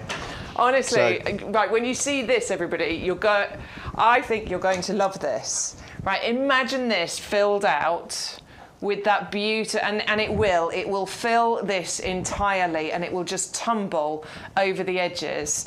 That I think is an absolutely perfect winning combination right there, isn't it? Definitely. That's all you need. You don't need anything else in there. So you don't, and that would look amazing. Honestly, from... I mean, when does the Irrigaron start? Mine's been going for a good 4 weeks, if not a bit longer, and it's going to keep looking amazing like this right the way through to October. Easily, yeah. That's how good that's going to... In fact, I want to do it. I want to get this to do this. So please, everybody, think about that as a combination. If you've got a little bit of money to spend today, why not get yourself some Irrigaron? I know we haven't got the Irrigaron on the show, but get yourself some Irrigaron, get yourself these pots and do that combo, because I think it's a winner. I'm tempted, because sometimes Matt does a little 3 or 4 minute kind of VT in this show where we have a little wee break. I'm tempted in that break to run out, because we've got the compost there. You and I, just in those 4 minutes, plant one up and bring it back in and show you. How cute is that? Because, that looks phenomenal. And the thing is, you would only actually need 1 in there. I know I'm showing you with 2, just so you can get the idea of what that's going to look like. But 1 in there will fill that really easily. Every year. It's amazing. Have you put the code in? They're on offer and you've put the code in. Even though they're not on the show, it looks like you are actually getting free postage there. So it might have been, because it might have been on last week's show or something like that, and the code is actually still working. So you could, that's the 3-9 centimetres, you would only need 1 in each of these. You can then use the other one to plant somewhere else. So those 2 pots, the 3 plants, $35.95. And that is going to look amazing all summer long, every summer. And they are flea bane, not flea ban. Actually, the name. And that is not even club price, by the way, guys. Yeah. So it'll be under 30 quid, because you'll take, just over 30 quid, because you'll take your £5.40 off that as a club member. So, yeah, that's brilliant. I want to do that. That is so beautiful. Do it. Go for it. If we get, we'll try and do it before the end of the show. Just show you it. That's exciting, isn't it? Sorry. Moving on. Let us know if you're doing it, everybody. Let us know if you like it or if you hate it. Either way, I don't mind. We all have different tastes, don't we? But I'm excited about that. I'm going to place that order today. And the Miscanthus, I'm going to be placing an order for that as well. Who cares, right? Money's for spending. Right, that was the twin pack, 130398. It's a £9 saving there. You will get both of them. £17.83 is your club price. Add your Irrigaron in as well. Go on. Matt, can you tell us the item number for the Irrigaron, please? The item number, if anybody needs it. 560640. Look, he's just highlighted it there for you. You know what else would look good in here? What would look good in there? A geranium roseanne. A geranium roseanne would look amazing in there. Just tumbling over the side and then kind of just cascading on the ground around it. Absolutely. Right, let us know if you want to go for those, guys. Let me know if you're into it or if you think I'm mad. You're not mad. I don't mind either way. You're brilliantly mad. You're madly brilliant. Let's have a little look at the Circidophyllum japonicum. Yes, the toffee apple tree. Now, Adam, you said earlier on in the week, and I like this, because you're a gardener and you've been gardening for like 100 years. Easily, since Victorian times. I have, yeah. He's only 13 years older than me, but I like to remind him. I met Charles Dickens, actually. I know, well, exactly. And also, what's his name? The evolution man, Charles Darwin. I met Charles Darwin. Didn't get on that well to begin with, but the friendship evolved. Just as a very, very, very experienced gardener, you were saying earlier on in the week that you think this is something that should be planted more, that you don't see it as regularly as you would like. Definitely. It's a brilliant shrub. I mean, the autumn colours on this, look at this. This is an explosion of colour in the autumn. Those oranges, those yellows, those reds. And when the sunlight shines through this, it's mind-blowingly beautiful in the autumn. It can get to a tree 3 or 4 metres tall, sort of a couple of metres wide, so it does need a nice bit of space. But my first kind of experience of this with the fragrance was I was walking around Sandringham with my father-in-law, Gerald, some years ago in October, and we walked past this shrub and it was like, what's that? what's that gorgeous sweet kind of smell? It's like a toffee apple, candy flossy kind of smell. And it's the foliage on these. When the foliage just starts to drop, normally you think of autumn foliage, you think of decay, don't you? And kind of mouldy, kind of mildewy kind of smells. But this is beautiful, the fragrance it releases. And for a good 2 or 3, 4 weeks, you have this stunning, beautiful autumn colour. It's a nice upright plant. It's drought tolerant once established. It's super, super hardy. In the summertime, it has these beautiful heart-shaped leaves with reddish coloured stems. Yeah, grow this. I mean, you do need a bit of space for it, I'll be honest with you. So if you've got a bit of space, if you can plant this somewhere as a standalone tree or shrub, you'll love it. You'll really enjoy it. It's easy, doesn't really get any pests or diseases. And the size of the plant here, I mean, that's nearly a metre tall already. I mean, it's a crazy, crazy sized plant for £16.99. Adorable. Absolutely adorable, absolutely. 510707 is the Ives number. Toffee apple tree, because you'll be amazed by that lovely scent later on when those leaves start to drop. They are fantastic. It comes in the 3-litre pot and it's 16... Look at the size of that. It's £16.99. It's really nicely established already. Right, I'm allowed to do 3 emails. So I'm going to go through. Penny, first of all, my massive meadow sweet. Check out how beautiful this is. I think she said it's... that was not the meadow sweet. Oh, that's because I used your phone to show you phlox. I think she said it's like 10 years old as well, which is... And look at that. Wow! That is pretty impressive, isn't it? Isn't it? That's just like an avalanche of bloom on that. I love it. That is gorgeous. I love the way it sort of cascades and sort of hangs down with all that beautiful, beautiful blossom. Very pretty, Penny. Very, very pretty, Penny. Ali G, a few plants looking good in our garden at the moment. More lovely green and flowers waiting to bloom. Also, thanks for the advice on the mushrooms. Anyone else? Right. The red insect on the lily leaves. Yes. That's a lily beetle, my lovely. You need to get rid of that. You do. So that is what is eating your leaves. You know when you get little holes and things in your leaves? It's that thing. And they're constantly mating on my lily leaves. They're constantly on top of each other. Yeah. What you need to do with it, because if you go to touch them, they immediately drop off the leaf. So put a bowl or your hand underneath before you touch them, then they'll drop into your hand, then you need to squish them. But also look underneath the leaves, because what you'll see underneath the leaves are these things that look like bird poo. And what the actual, the young do, they cover themselves in their own faeces. Disgusting. As they're developing, so they look like bird poos, and then the birds don't predate on them. So yeah, look for the red beetles, but also look for the little bird pooty bits under the leaves as well. And get rid of all of them, in the bin, squish, squash, just get them out of the way. It's not pleasant to do, but they're what's eating your and they eat other lilies. things as well. They also, I think they eat fritillaries. There's a few other things they predate on as well. So yeah, just pick them off and get rid. They're very conspicuous. It's not like they're trying to hide themselves, are they? No, they're bright red. You can see them very obviously. Yeah, I'm not. Well, the thing is, they've moved up from another part of the world. They weren't really. I think they come from the Mediterranean area originally, so they're kind of like moving into new territory. Perhaps in I don't know, a million years from now they'll be green. Yeah, maybe. They'll kind of realise red wasn't a good colour. It looks like she's got some peonies coming up here as well. Just a bit. Mine are about that stage. Look at those. Wow. Yeah, I love it when peonies get to that point because it's really exciting. Beautiful big buds on the top of there. They do tease you though, don't they? Because Circe defilum, somebody else, is it quick growing? Yeah, I mean, this one has already grown about 12, 15 inches this year already, so yeah, it's not slow growing. Yeah, they're pretty big. They get going quite well, don't they? Dingo, morning, Bex and Adam. Just received those barrel planters, awesome, and a pic of my grapevine going potty as usual. Cheers, Dingo. So, oh my word, there it is. Look at the turtle paradise. Yes, it is going potty, isn't it? This is why I love the grapevine. It's an amazing climbing plant because it can cover an area really. I mean, if you want to cover something quick, grapevine is a great way to go. Lovely leaves as well, beautiful leaves. And there's his barrel planters getting ready. I can't remember what you said you were going to do with those, Dingo. Did you tell us? Were you going to make a water feature or was it for plant? I can't remember. But yeah, looking forward to seeing what you're going to do with those. I'm totally sneaking in another one. John, who I believe, if I remember rightly, is in Cornwall, sending pictures of his garden here. Looks like you've got lilies coming up there.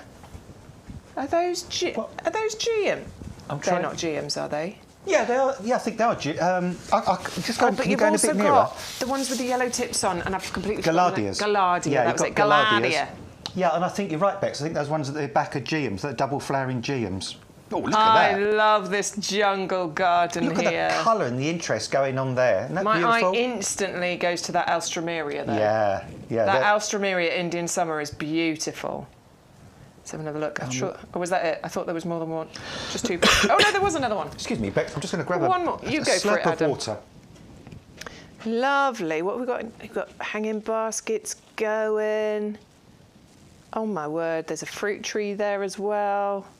Got your tower pot in the corner. Yeah, it looks really nice. Absolutely love it. Thank you so much, John. Really appreciate you sending your pictures. We like to see the progress of what's going on. And still loads of pictures, so we'll come back to those ones in a little while. So Neil, Vicky, Ruth, Manda, Ian. And that's titled Mystery Plant, so I'm quite excited about that one. I love a mystery plant. Let's go back over to the favourites table, though, shall we? Let's highlight the brown-eyed girl first of all. This is the Sunbelievable, and this one is a buy one, get one free deal. So put one in your basket, enter the code. The other one will magically appear in your basket, and this is a very long flowering plant for you. Look at this. I mean, you look into those flowers, they're just gorgeous, aren't they? Bright, bright yellow on the outside. You get the sort of dark button in the middle. And once these are outside and get the full light, you get that kind of coloration on the inside as well. And this plant, it's a very frustrated plant, this one, but to your advantage, really, because it can't set seed. And that's the only reason flowers on this planet flower, to produce seed. Not to cheer us up and make us happy, although they do, massively, but because it can't produce seed, it keeps producing flowers because it's probably thinking to itself, well, if I flower this time, perhaps the next flower will produce seed, but it doesn't. So it just keeps flowering, flowering, flowering, flowering. I would deadhead it, only just to keep it neat and tidy. It won't make any difference to the amount it flowers. But this is flowering now. It's been flowering for a good 2, 3, 4 weeks already, and it will keep flowering right the way up until sort of October, even November time. Andrew, isn't it? Andrew sent a picture in. This is Andrew's pictures. This was October. There's 2 or 3 plants there, by the way. It's not just one, but you think that's October. We're only in May, and that's still absolutely smothered in flower. So chances are that would look good end of October, even into November, probably. Yeah. And even a light frost won't stop these flowering. I mean, if we just got like just freezing or just below, it would still kind of shrug that off. It's only when you get down to the minus sort of 2s and 3s and 4s that finally it would give up. But I'd bet my bottom dollar though that if you actually potted this up and took it indoors somewhere and not kept it really warm but just frost free, I reckon you could keep it flowering right up until Christmas if you wanted to. Honestly, you could keep it going for ages, couldn't you? Before it would kind of finally give up the ghost. And somebody earlier on asked, how do they get fresh plants from it if it doesn't set seed? Well, generally plants like that, they take cuttings. Because somebody once said to me, well, how do they propagate seedless grapes? Because and it's the same thing. It's from cuttings basically. That's the only way you can do it after that point. So if somebody at home knew what they were doing, they could take a cutting from it and grow it on for next year? You could do, because chances are quite easy as well, wouldn't it? Probably what they've got, where they breed these, they have what's called like parent plants, and they use those for sort of taking cuttings off of. So that's what they do. There you go. 560541 is the item number. Remember that is a price for 2. This is a buy one, get one free. So if you are in the club, this works out at £8.50 each, OK? So clicking on there, add to basket. You only need to add 1 into your basket, OK? You don't need to add 2.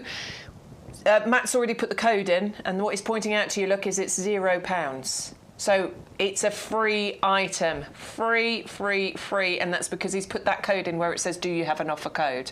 Of course, you'll save the extra money by being in the club, so $16.99 for two plants, £8.50 each is what you're going to pay for something that flowers constantly all the way through summer, right the way through to hopefully October, maybe November as well. Miscanthus, Lady in the Red, this is in my list. I'm definitely going to be getting hold of this, along with my Callista urns and some Erigeron today. I hope you're going to get this as well. A beautiful one, brand new to us here in the potting shed just this week. £5 saving, 3 plug plants included, and that is what we want. If she got married, would she be Mrs. Canthus? Yes, she'd be Mrs. Canthus. Mrs. Canthus, Lady in Red. Yes. Yeah. So I don't know my brain. Did you get a good night's sleep? I really don't know my brain works sometimes. It's just, yeah. You had a good night's sleep and a bowl of Weetabix, didn't you? Set you up for the day. Oh no, beans on toast. You had beans on toast? Yeah, I had beans on toast. How early did you get up this morning? I got up about 7. No, only 7. No, about 6:30. I barely had time to even brush my teeth this morning. I have this really weird thing for breakfast, and John says it's disgusting. What's that? Sometimes for breakfast, I have 3 or 4 slices of bread with chicken gravy on and mint sauce. For breakfast? For breakfast, yeah. What is wrong with you? And I love it. I make Bisto chicken gravy in a bit of a jug. I pour the chicken gravy over the bread, then I put loads of mint sauce over, and I love it. And I have that for breakfast. I mean, it sounds like a delicious thing for tea. John walks past and John goes, and it's like, I said, try it. Don't knock it. I said, you like bread, don't you? He said, yeah. I said, you like chicken gravy, yeah. You like mint sauce, yeah. He said, I don't want all 3 of them together for breakfast in the morning. You're wrong. You're a wrong one. I can cope with those 3 things together, just not for breakfast. Oh no, it's lovely. I love it. Yeah. Yeah. So yeah. It's a British French toast, says Matt. Try it, you might like it. All right, what do you all think? Do you think that Adam is insane? Honestly, I love mint sauce. I mean, I love mint sauce. I drown things in mint sauce. And I love chicken gravy and I love bread. Yeah. Do you like not all of it for breakfast. Do you like Branston pickle on chips as well? I love that. On chips? Yeah, Branston pickle with chips. Like when I have chips, I get the Branston pickle, the really finely chopped one. I spread that all over my chips, and I have that, and it's lovely. You are weird. Unique. Let's go with unique. That's a nice way of saying it. Anyway, we digress. Right, Miscanthus. Tell us about Miscanthus, please. Yeah, Miscanthus. This is unusual, this one. This is a bit different because this one starts off green, like most Miscanthus do, but by midsummer to the end of summer, is this incredible, deep red colour. This is going to be a talking point. You've got those silvery white plumes as well that stand proud above the foliage. And in the autumn, this is just going to give this grass a complete new kind of look of life, really. I mean, because you get the intermediate bit there where it's changing from green to red, and then you've got that autumn sky in the background, and then bang, look at this. You could grow this in container, you could grow it in beds and borders, only gets to about 60-70 centimetres tall. And Miscanthus is one of the toughest grasses that you can grow. They're growing it commercially now in certain parts of the country for the biofuel industry. It's really drought tolerant, super frost hardy. The only position Miscanthus won't like is very heavy, long-term wet soils. But providing, you know, if it's a clay soil, providing it doesn't sit really puddly water for a long period of time, it'll do well in clay soils, it'll do well in sandy soils. You could grow it in a container. You've got 3 stunning little plants here as well. And it'll look, I think it would look really nice if you actually grew this in a similar position to the tiny pampa, because then you've got your little tiny miniature pampas grass that's only about 60 centimetres tall, and you've got your Miscanthus lady in red as well. Brilliant. 561362 is the item number here. We have taken £5 off. Now, for a brand new plant, often you find that, you know, you don't do discounts for a little while, but we don't care. You're watching YGTV, so we're going to give you that saving as well as free postage as long as you use the code, please. YGTV 2125. If you've got any vouchers to use, you can even get it for a lower price than that as well. Maybe you've got a £5 club voucher to use, then you could get for $11.99. How cool would that be? Brilliant, yeah, right? Crazy. Right, 561362 is the item number. Let's bring you over to the Shasta Daisy. Real neat, this one's called. It is real neat. Real neat. It's real neat, this one. These are brilliant. They remind me of my grandma, because she always grew these when I was a kid. The only thing, when I was a kid, the variety my grandma grew used to get to about, sometimes like a metre and a half tall, and I always remember she had to sort of tie them back to the fence because they all flopped everywhere when it got wet and windy. But these modern hybrids are much more compact, don't really need staking. And if you look at the plants we've got here, if you look into the middle at the top, you can already see there's flower buds coming. So this is very typical of the stock that we're sending out to you. So these are going to flower for you this year. And even, but I will caveat that again, because they have been doing some Chelsea chopping. Chelsea chops. Chelsea chopping out Happens there. all the time. Yeah. Well, so, at Chelsea time. yours might, let's go that way. There we go. So yours might actually arrive chopped off a bit, but don't worry, they'll reshoot. And they will do it very quickly. Yeah, and they will still flower for you this year, so no problem at all with those. Hardy, come back year after year, full sun, part shade, growing containers, growing beds and borders, probably mid area of the border if you want to.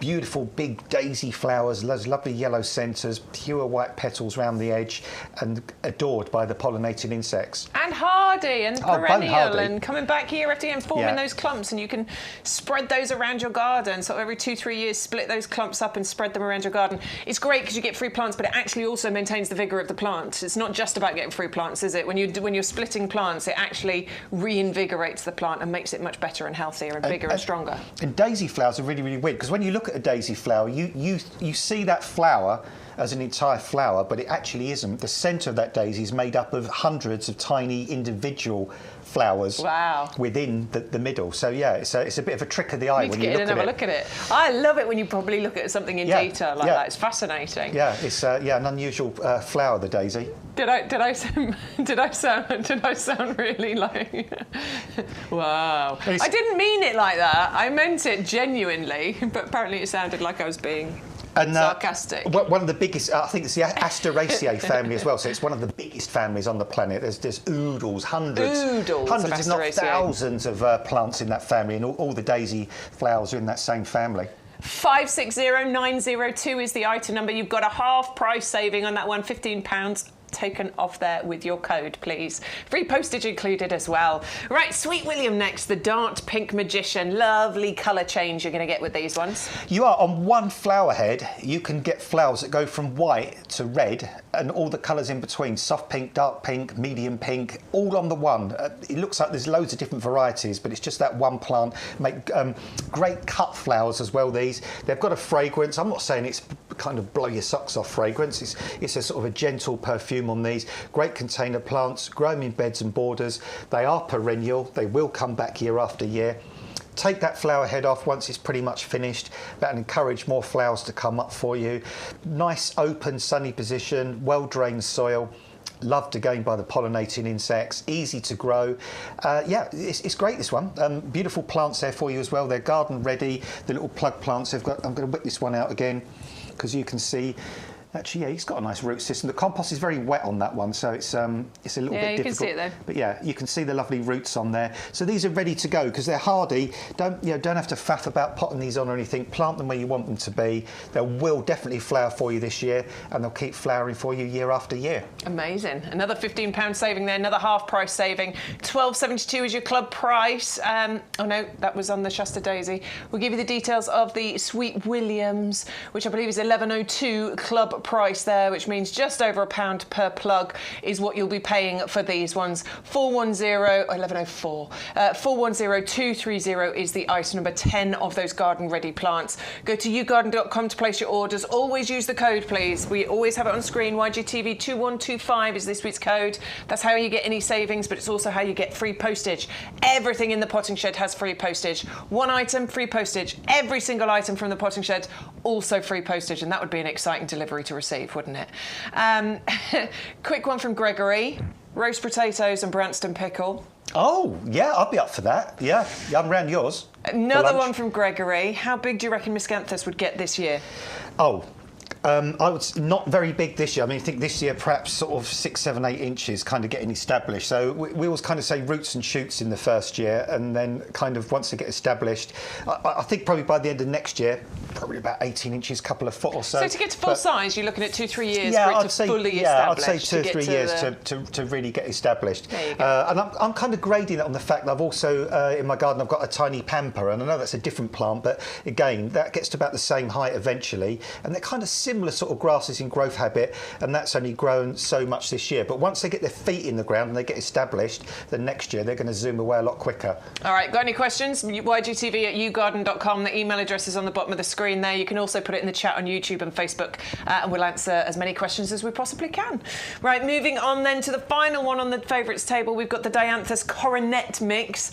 Another garden ready one for you. A beautiful Dianthus, this one, that actually could be perennial perennial if you gave it winter protection. Yeah, it could. And you've got that gorgeous foliage on there, what we call that glaucous blue foliage.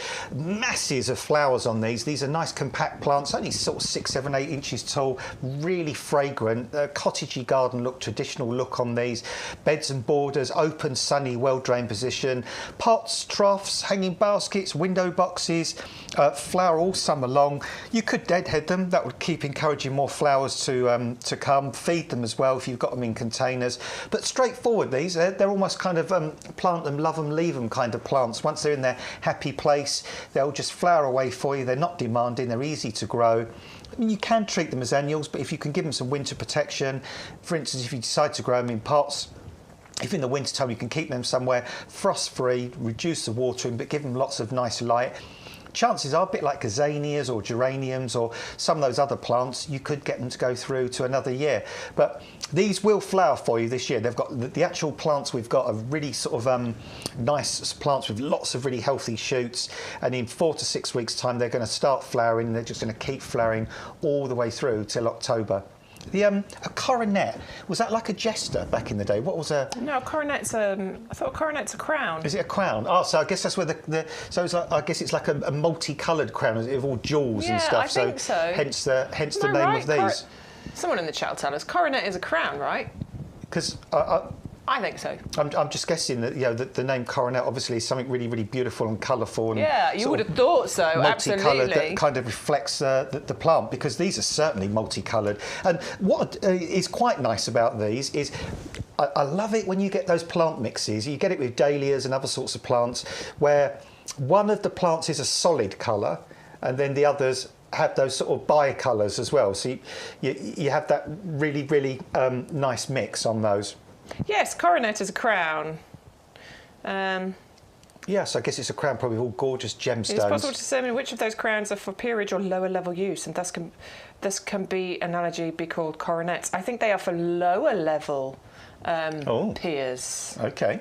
What is a British coronet? A crown in miniature. The coronet is primarily a distinguishing sign of rank, reserved for members of the nobility and peers of the realm. Well, you can see why they call them coronet then, because you can imagine a crown of all those, those sapphires and rubies and emeralds and all those gorgeous sort of semi-precious stones. Definitely. Lovely. All right, it's a garden ready, remember, so you're going to get 10 of them. 1104 is your discount club price here. 410209 is the item number. If you're looking for those, go to YouGarden.com to place your order. If you like phoning people, though, if you like talking to people, you can actually use the phone line too. We've got another garden ready selection for you, the Verbena quartz mix here. I mean, that's a staple, I think, in a lot of summer gardens. They're beautiful flowers. They flower for ages. They're really easy as well. If you just want colour and something nice and simple to plant, then definitely Verbena quartz mix is a good one. 410076. And we've also got the Begonia Sahara, which is a garden ready here too. So you're getting 10 garden ready plants. Amazing. We've been bringing these to you in the potting shed for a few weeks now. And they are always popular. They're always a customer favourite because they are very, very versatile. They can cope with so many different positions in the garden, but also the different weather that the summer weather has to throw at it. Sun, shade, hot, dry, wet, windy. They don't care. They just do their thing. This is why you see them used a lot in commercial planting schemes. 410206 is the item number there. 1104 is your club price on that one. Right, we've got a new table to show you. Hang on, I'm going to do a question. Go on then. I'm sure we said no to pinching out Kufia, didn't we? Do you remember Kufia last week? Yeah, we did. It was a no, Vicky. We think it's best to leave that one alone. Yeah, best to let those go, we thought. Leave that one alone. Yes, we've got the Agastache at this end, which is the beelicious pink. Beelicious. Get it? Beelicious. They're going to love it. I don't think we showed this on Thursday, so I think this is new because we didn't get a chance to show this one to you on Thursday. Because we had the bluey purple one a few weeks ago, didn't we? Yes. And do a bit of scrunchy foliage again. Give one of those leaves a little squidge and then smell your fingers. Oh, wow. So can you get that? Is it a bit aniseedy, would you say? It's kind of... Oh, I don't know. Do you think aniseed? I'm not very good at distinguishing flavours. And I'll tell you what it reminds me of. Catmint. It's a bit catminty. It is a bit catminty. A bit like the Nepeta. Yeah. But no, it's lovely. It's a really nice smell, actually. Yeah, Matt thinks everything smells of a certain thing. But we can't say what it is. I can't say what it is. But no, I think they smell good. Oh, check out the roots on that. Now that, everybody, is a brutie. That is a brutie. Look at that. And that's what you want, isn't it? You kind of want that flower stem. Like that? Well, I mean, they're all going to be like that, aren't they? I don't know this for a fact, Bex, but I'm guessing if you look at the shape of the leaf on that plant, yes, I think these possibly might be a member of the mint family because the flowers are very like mint as well. Yes, but what we should point out is these are not going to be invasive like not invasive mint. at all. And that's probably why it has that fragrance, fragrant foliage. But these... I saw this a lot at Chelsea, actually. Why don't more people grow Agastache? I do not understand. I grew Agastache in my old garden, my new garden actually, to kind of move it about a bit. It's Swaffham, and the flower spikes on these look gorgeous for about 2 or 3 months, and the bees went berserk for them all day, from kind of dawn till dusk. The bees were buzzing in and out, collecting the nectar, spreading the pollen, lovely upright flower spikes against that really gorgeous fragrant foliage. I saw a lot of purple, pink, white colour combinations at Chelsea this year, and that was definitely one of the plants that was in the mix within them. Yeah. And it was amazing. I think what's quite nice about that plant is it's got a nice upright habit. Yeah. The flowers are nicely spaced out, so it just blends in well with other plants. In fact, what I think that would look nice with a bit of Verbena bonariensis in between Definitely. it, and some of that kind of growing underneath, and then you perhaps have a little bit of a geranium roseanne kind of round the outside, and you'd have those kind of, a bit of purple high. Bit of Shasta daisy popped in there somewhere. Well, we've designed a border Maybe there. a little Irrigaron. Yeah, all those colours have worked really. All of a sudden, you've got that border. I'm designing my new garden, Adam. I can't wait. Well, that's another idea. Matt mentioned for shows. We perhaps need to, in the future, think about sort of serving suggestions and definitely. Give you some, because not everybody can kind of visualise plants in one place. People can see plants individually, but not everybody can kind of imagine what they'd look like together. So it's really nice to be able to do that. But these are gorgeous. Try these Agastache. Easy plants to grow. They are hardy. They do come back year after year. All they ask of you is a nice, bright, sunny position, well-drained soil that retains the moisture, and you get ages and ages of flowers out of these. And also there's a purpley coloured one, which we do as well, you might find on our website, and I'd grow both side by side. I'd grow definitely. The purpley blue one and the pink one. Rooty Beauties right there, £10 saving using the item number. It's £16.97. You will get 3 of these stunners. Look at that. That's amazing. That one is absolutely raring to grow. Grab those and get those in your garden, please. I'm definitely noting those down for the new garden. 561330 is the item number. You could actually put some Allium bubble baths in the mix with those as well, couldn't you? What? I got these. I haven't got these ones. No, I've got one. I've got one of these, and it's got a flower bud on already, and it's only the first year I planted it. And these are Alliums. Let's get one of these out of the pot, because these are going to be daft. I know they are. Let's get them out. They're always rooty, aren't they? Look, insane root system like on ramen noodles, yeah, crazy root system on there, looking really beautiful. And you could, I'll tell you a little tip as well, and the head gardener tells us this. You see this plant here? When you get it home, you could, if you just tease it, you could actually make that two, or cut down the middle. Be really careful whatever you use though. You could make that one plant become 2 plants. But these are gorgeous. And I say a lot of things are gorgeous because they are gorgeous. And gorgeous is a good word. We love plants. We do. But this one is a type of Allium that's different because it grows from a root system rather than a bulb. And they start to flower when the main Alliums have gone over. So if you went to Chelsea, you might have saw the Allium Christophii, you might have seen the purple sensation. Well, they're looking good now, and they're going to keep looking good for a week or so, but then they go over, and you're left with the seed heads, which are beautiful. But these Alliums, they keep flowering. I've put these in customers' gardens. They flower for at least a month to 6 weeks. Once they're established, it's not unusual to get 15 or so flowers from one clump of one of these plants. You can see the bees go mad for them, the lacewings, the hoverflies, butterflies are all like these. And they're not really tall like normal Alliums. Again, thinking the ones that are grown in my customers' gardens, they're about 12, 15 inches kind of max height on these.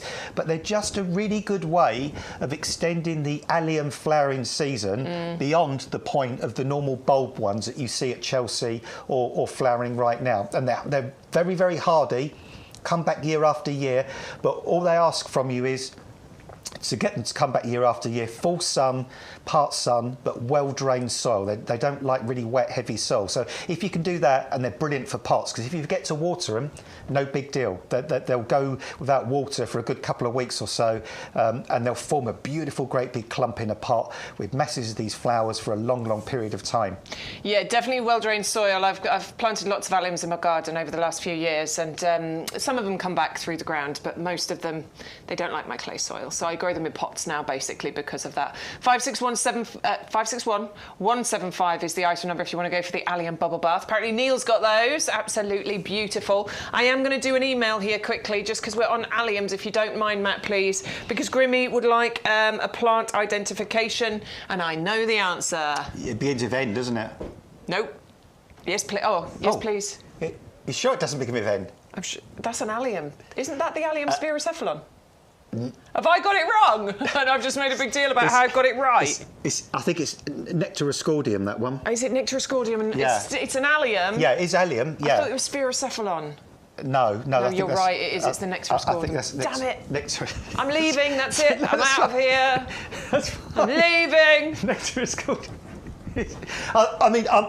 I'm pretty sure that's what it is. No, I think you're right. I was like, oh, I know this. It's the one with the sort of the bell-shaped flowers that hang down.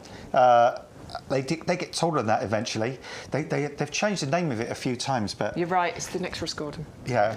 Now I've got to find out which one was the spherocephalon, because that's what I had in my head. Spherocephalon, I think, is the one with the smaller little purple flowering head on it. So. Yeah, there you go. Yeah, it's that one. It's the drumsticks. The drumsticks, yeah, with the green at the bottom and the purple on top. So. There you go, my lovely. We all do it. I knew it was an allium at least. I've done that. I get half a point. I remember once going to a customer's garden and insisting on something that was called a cistus. And then while driving home, I thought, I didn't mean cistus, you idiot. I meant cytisus. So, sometimes you do get the names mixed up. It's an Allium Nectaroscordium. Yeah, beautiful. Really stunning. It is gorgeous. Love those. Got those in my garden. Right, moving on now to Lobelia Queen Victoria. This is what we've got for you next. This is the 3 9cm pots. This is the half-price deal, and we adore this plant. We adore it for its dark foliage and its beautiful showy red flowers. And do you know what? I remember the day she first saw this, Bex, and she absolutely adored it. She was really chuffed and named it after her. Yeah, I'm sure. Victorian times when you were growing up, right? Yeah, she absolutely loved it. Didn't she? She did. Yeah, she was very impressed. But this is a good plant. It's a little bit like the begonias we were talking about earlier on, and it's one of these plants that's beautiful for two reasons. The foliage in itself is stunning. If this didn't flower, you'd love it, just as a foil for other plants with that deep plum kind of foliage. Sometimes, the new foliage is green, and then it goes down to this lovely plum colour, and then you get these amazing flower spikes that are deep, deep red. Let's whip this out the pot again because it's getting ridiculous now. Look. I mean, this isn't some plug plant that's been plonked in this pot like a few weeks ago and has just been sent out to you. This has been grown on with love, care and attention in our professional compost. You've got that fabulous root system there. And these eventually produce flower spikes, anything from about 18 inches, getting on to perhaps a metre, 75 centimetres sometimes. Once the main flower spike is finished, trim that off. You'll get lots of lovely side shoots. And you can grow this as a marginal. What I mean by that is if you've got a pond area with that boggy kind of soil near the edge, they like growing in that heavy, wet kind of soil. They are perennial. If in a happy place, they will come back year after year. Just be careful, though, at the beginning of the year, they can be a little bit attractive to slugs and snails. So a bit of Stroch or something around the base of them. Once they grow up to that size, they're absolutely fine. It's only the new growth, isn't it, that they like to get. So just a bit of Stroch around the base really helps. Yeah, but if you those slugs and snails getting to them. If you want a plant that's really, really red and very distinctive and is good to kind of plant with other plants to get that colour contrast, go for these. You'll love them. Absolutely adore these. Honestly, they are. We talk about plants sometimes as being fillers or thrillers. This one's definitely a thriller. You're not using this as just a filler plant. This is drawing your attention 100%. Don't put Lobelia Queen Victoria in the corner. Never. She wants to be out there. Front and centre, thank you very much. 560860 is the item number. You've got a £15 discount there. It's a half-price deal. It's $12.72 in the club. And, of course, free postage when you're using that offer code YGTV2125. Moving over to the African daisy, the Osteospermum. the purple sun. We do adore these. These are fantastic. This is another one that, I mean, it's in full bloom and has been for several weeks now. It will continue this way all the way through summer. And again, it doesn't matter the weather. Bright sunny day, those colours look amazing. Dull, cloudy day, those colours look amazing. Yeah, these flowers almost seem to emit their own light source. And I mean, love that combination. Look at that. I mean, it's a very gentle graduation through the colour tones as well, isn't it? Going from the golden yellow of the edge into that really almost purple centre, and it just seamlessly graduates through the colours. And the picture that we're showing you there actually completely mirrors the reality of the plant you're getting on these. These are sunset, sunrise colours in a pot, months and months of flower from these. As Beck said, if you keep deadheading them, that'll encourage them to flower. If you've got them in containers, feed them sort of once a fortnight or so. Use our blooming fast, for example. And if you wanted to, you could get these through the winter. Wintertime, a nice bright spot, a room that doesn't have to be warm. If it was only 10, 12, 6, 7, 8 degrees, something like that, that'd be fine, as long as they've got a nice bright open position. Reduce the watering right down. You could probably get these to go through till next year and get them going all over again. But if you can't be bothered to do that, you can at least get another sort of 5, possibly even 6 months of flower colour from these, right the way through the rest of spring, summer, into early autumn. And all the usual things apply. Beds, borders, hanging baskets, window boxes, pots, troughs, great fillers, easy colour on these, very undemanding. Apart from the fact they just like a nice, bright, open, sunny spot, well-drained soil, but easy, and loved by the pollinators again. Totally loved, yeah. And just a bit of deadheading, that's all you need to do to keep on top of your Osteospermum and keep them flowering.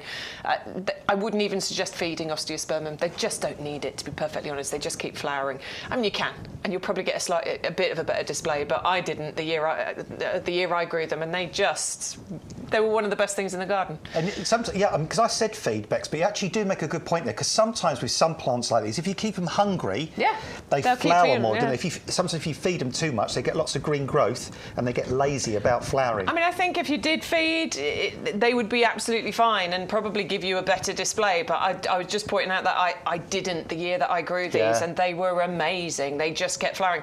In fact, they were in a pot that I wanted to use for something else. In the autumn? In the autumn. You know, when you're putting stuff up in the autumn, I was like, they're still going, and I felt really bad. You didn't have the heart to throw them out, did you? I felt really bad, but I did. I yanked them out of this pot, and then I just dumped them in a heavy-duty pot, not even with any compost or anything in it. Just yanked them out and put them in the pot, and they just kept going. They kept sending up new flowers for another like 4 weeks after that as well. Tolerant, really drought tolerant. I felt really bad because I was like, oh, they clearly had lots of life left in them, but I needed that pot for something else. They're brilliant. Adore those. 560812 is the item number. £14 saving there. 13.57 in the club. I hope God doesn't turn out to be an osteospermum. I know. I'm in trouble, aren't I? You're going to be in big trouble. Azalea Encore is nearly swore then.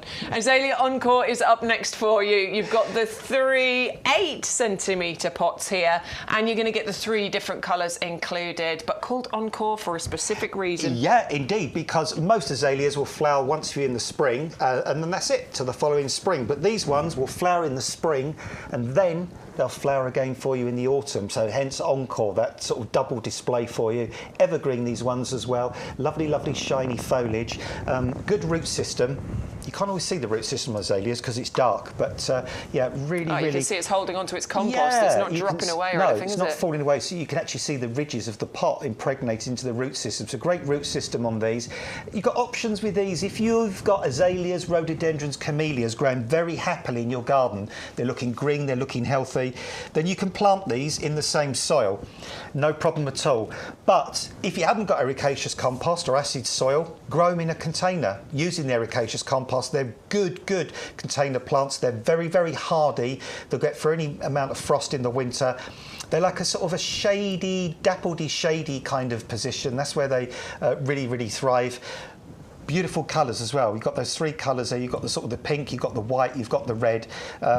Try these. Easy, simple, but great because I love rhodies, I love azaleas. The only thing that kind of I don't like is the fact there's just such a sort of one brief flowering period. And it's like, I want you to keep going. Well, these will come back and give you a second flush just before the winter sets in the late summer, autumn time. I think it's great you get 2 flushes of flowers from this because they are amazing when they're in bloom. They really do steal the show, don't they? So to get it a second time is brilliant. 3 different colours that work really nicely together, of course, because you are getting the red, the white and the pink. So you could plant those together and have a wonderful display, or you could plant them separately in pots or borders if you've got the acid soil in your garden already. 511258 is the item number if you'd like to go for those. And there is a £5 discount on there, 21.22. So £7 and 7 pence and a third each for those pots we're talking there.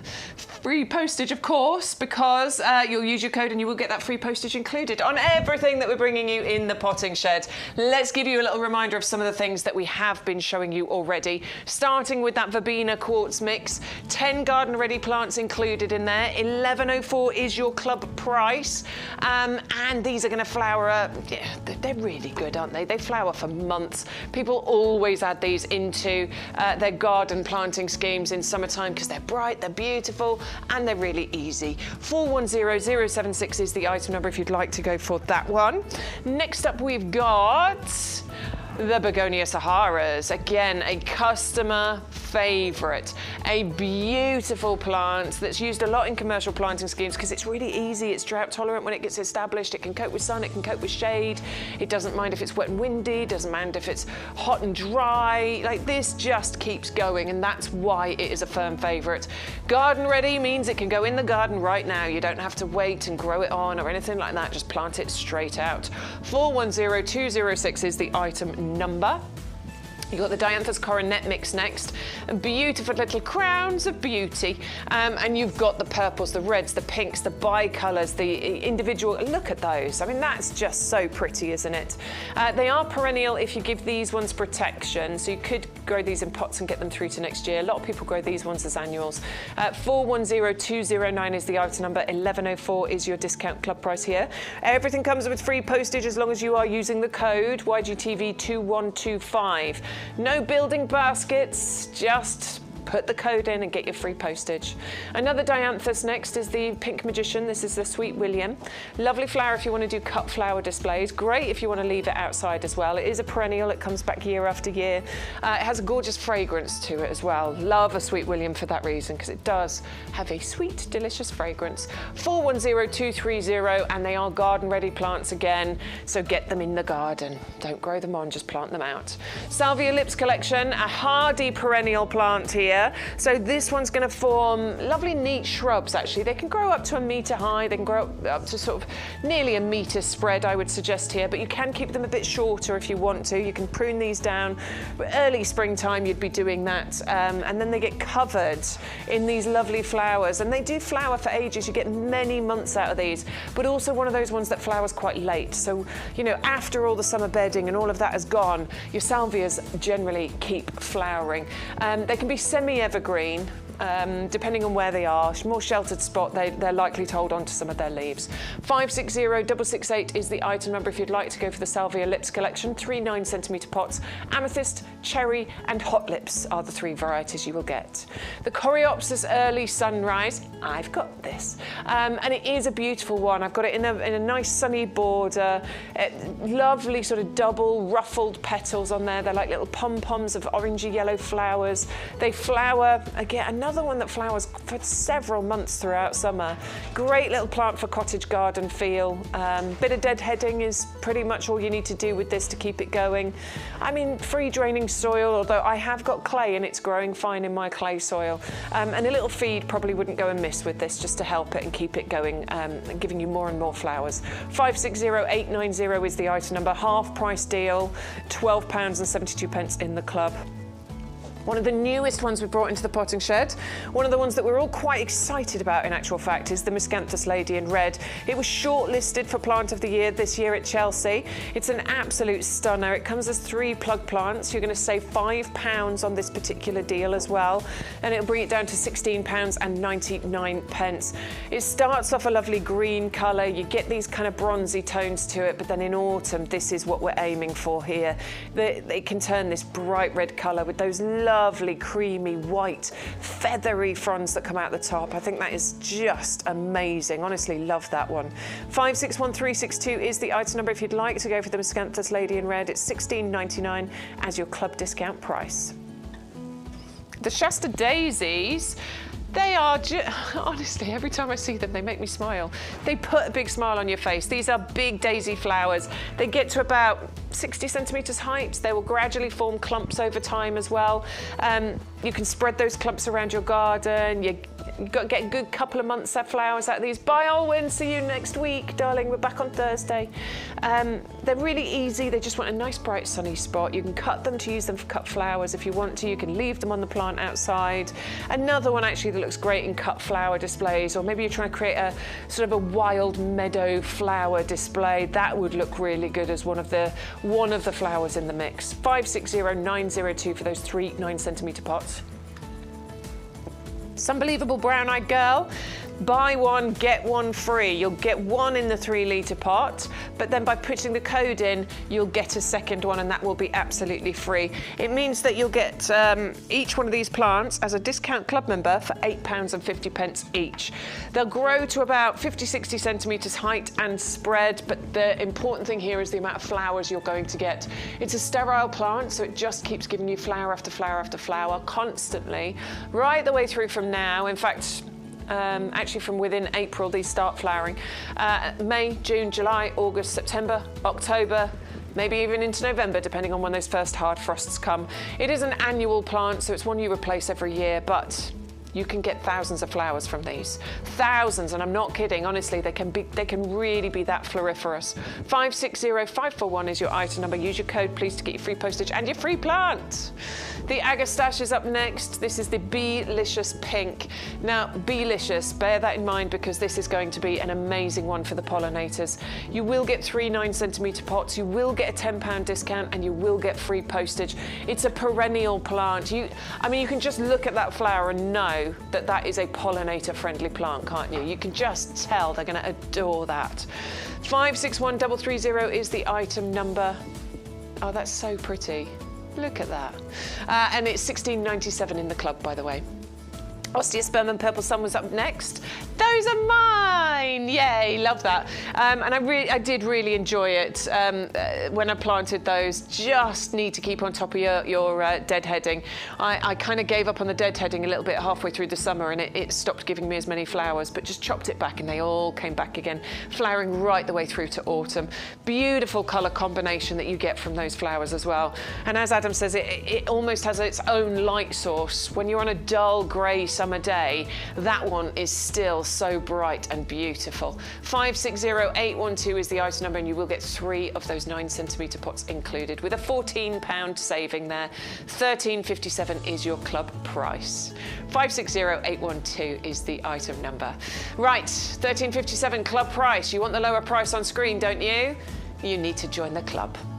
If you love your garden as much as we love ours, then why not join the YouGarden Discount Club? The club has been running for many years, and it's where thousands of our customers enjoy a whole host of benefits to ensure that they get the most out of their gardens for less. Now is a great time to join the YouGarden Discount Club, as the benefits have just got even better. So what do you get when you join the club? Firstly, our members will get bigger discount rates all year round. So you'll now receive 15% off our range of plants and accessories, and that's on top of any other discounts you might have. For those bigger investments, such as garden furniture or lawnmowers, for example, you now get 7.5% discount on all of our outdoor living and machinery range. In addition to the ongoing discounts, you'll also get more voucher value when you join or renew your club membership. We will send you 4 £5 product vouchers, which you can redeem throughout the year against the cost of your orders. And as a new added benefit, you will now receive 2 free P&P vouchers, which can be redeemed against the cost of your shipping. Club members get priority access to exclusive offers and brand new products at our best prices. We'll keep you up to date with fantastic advice and top tips from our grown experts and professional gardeners to make sure that you get the most from your new purchases and existing plants. The best way to join the club is with our auto-renewal subscription. You'll pay £10 per year, then at the end of the year we will automatically renew your membership to ensure you retain all of your benefits. Plus, the price you pay when you join will never go up for as long as you remain a member, and that's a guarantee. And remember, when you join the club, you will start saving from the very first order you make, as the discounts will be applied immediately. So with all that the YouGarden Discount Club has to offer, why not join us and start saving today? We'd love to help you make the most of your garden for less with the YouGarden Discount Club. So there you go. That is all of the club benefits. I mean, the biggest one is that $13.57 club price, and you get that 15% discount off everything. Camera's going haywire. Hello. So please do consider joining the club if you're not a member already. I know a lot of you are regulars and you watch all the time, but we do pick up new viewers constantly. So I would love it if you could join that club. You get so many discounts, and I've saved a fortune by being a club member. Honestly, it's brilliant. Now, one thing we haven't talked about yet, and we need to, is the compost. You might have run out. I'm down to my last bag again. Again? Still got a few plants to plant. Well, because I'm doing everything in containers now. Yeah, see. Everything's going into pots. I have no space. I even spoke to my husband about getting rid of the table and chairs that's on the patio because I've run out of space. Still got all my dahlias in the conservatory and I have no idea where I'm going to put them. And you're going to move us. You're going to need another removal lorry for the plants. I don't know where to put everything. And I know we're hopefully moving to a house that's got a slightly bigger garden. It's still not big enough. You're going to have to start going up. Never mind. You're going to need kind of those step things that you can put plants in and like step them up. Like that. 100125 is the item number for your premium professional compost, and it is exactly that. It is premium. It's professional. It's the compost we use here at the nursery. If we grow anything, if we pot it on, this is the compost that we choose to use. It's also the compost that you choose to use. It's the compost that I choose to use. We could use anything, but we choose to use this one. Yeah, I've got one bag of this left actually myself. Yeah. One bag under the decking. I've used massive this recently because I grew all my bedding plants myself this year, which I'm really proud of. So they started off in trays on the windowsill in the spare room in this compost. They germinated really quickly. When I actually transplanted them into their little 9cm pots, I was blown away by the root system. I mean, some of them had roots that long already, even with only 3 or 4 true leaves on them, which was crazy. I put them into little 9cm pots. Within 7 to 10 days, I picked the pot up. There was all these little white roots coming out the bottom. So this compost really, really does encourage plants to grow, whether it's seedlings, cuttings, whether you're potting on smaller plug plants, for example, or you're potting on something like a pencil cypress that we've got here into a larger pot. Lots of things to say about this compost. First of all, we were reducing the peat content in this compost long before everybody else kind of jumped on the bandwagon, and even some of the peat we were using is made from renewable sphagnum moss peat, which is good news. But we've taken the peat away, or a lot of the peat away. We've put in that composted wood fibre. Does lots of things, but 3 things I always like to point out. Keeps the compost texture nice and open, lets the air get down to the roots of the plants. Roots go underground, they still need air, they still need oxygen. It allows the water to percolate through, so you've got the peat element holding on to the moisture, you've got the wood fibre creating that drainage, so you've got that perfect balance of a compost not too wet, not too dry, but also because it's got that beautiful open texture, if you're a tiny, tiny seed, if you're a little cutting or a small little plug plant, you've got every chance of getting your roots down into that compost, forming that fabulous fibrous root system. Also as a slow release fertiliser, so once those roots do get down into that compost, it's going to feed your plant for up to 6 months. Even a wetting agent in this. You may have bought those inferior composts in the past that have dried out. And you know, when you go to water them, you kind of rush out, don't you? Because all your hanging basket's looking really sad. You dash outside, you pour on loads of the water, it all just comes straight off, all down the front of you. It doesn't soak in. This, wants to soak up the moisture. I've experienced it myself. It kind of hydrates the plant really, really quickly. pH balanced, not too acid, not too alkaline, so it suits the vast majority of plants. And it comes in these plain white bags for a simple reason. This is going nowhere else but from us to you, basically. It will turn up on your doorstep in a fantastic recycled cardboard box that can be recycled again. And how amazing is that? And yeah, it's more expensive than ordinary compost. I'll be honest about that, but the results you get from it are phenomenal. But also remember, you're going to get that delivered to your door. None of that nonsense going around garden centres. No putting wet, grimy, compost bags in the back of your car, catching them on the boot catch, and then the compost goes everywhere. It's just brilliant. I mean, and the results I've had from this, I mentioned, I think I was on with Bex the other day. I had a little 9cm parlour palm in my bathroom that I haven't repotted for ages, and it was going a bit yellow, it was looking a bit sad. A couple of weeks ago now, I put it into the new compost, and already the leaves are greening up. I'm getting those lovely little sort of spikes coming through that are going to be new leaves. Aglaonema was another house plant. I had one that struggled for years in a pot, only grew 2 or 3 leaves in about a year. I was almost at the point of saying, I'm going to get rid of you. I potted it on into a bigger pot. I used this compost. It's that tall now, half a dozen leaves or so.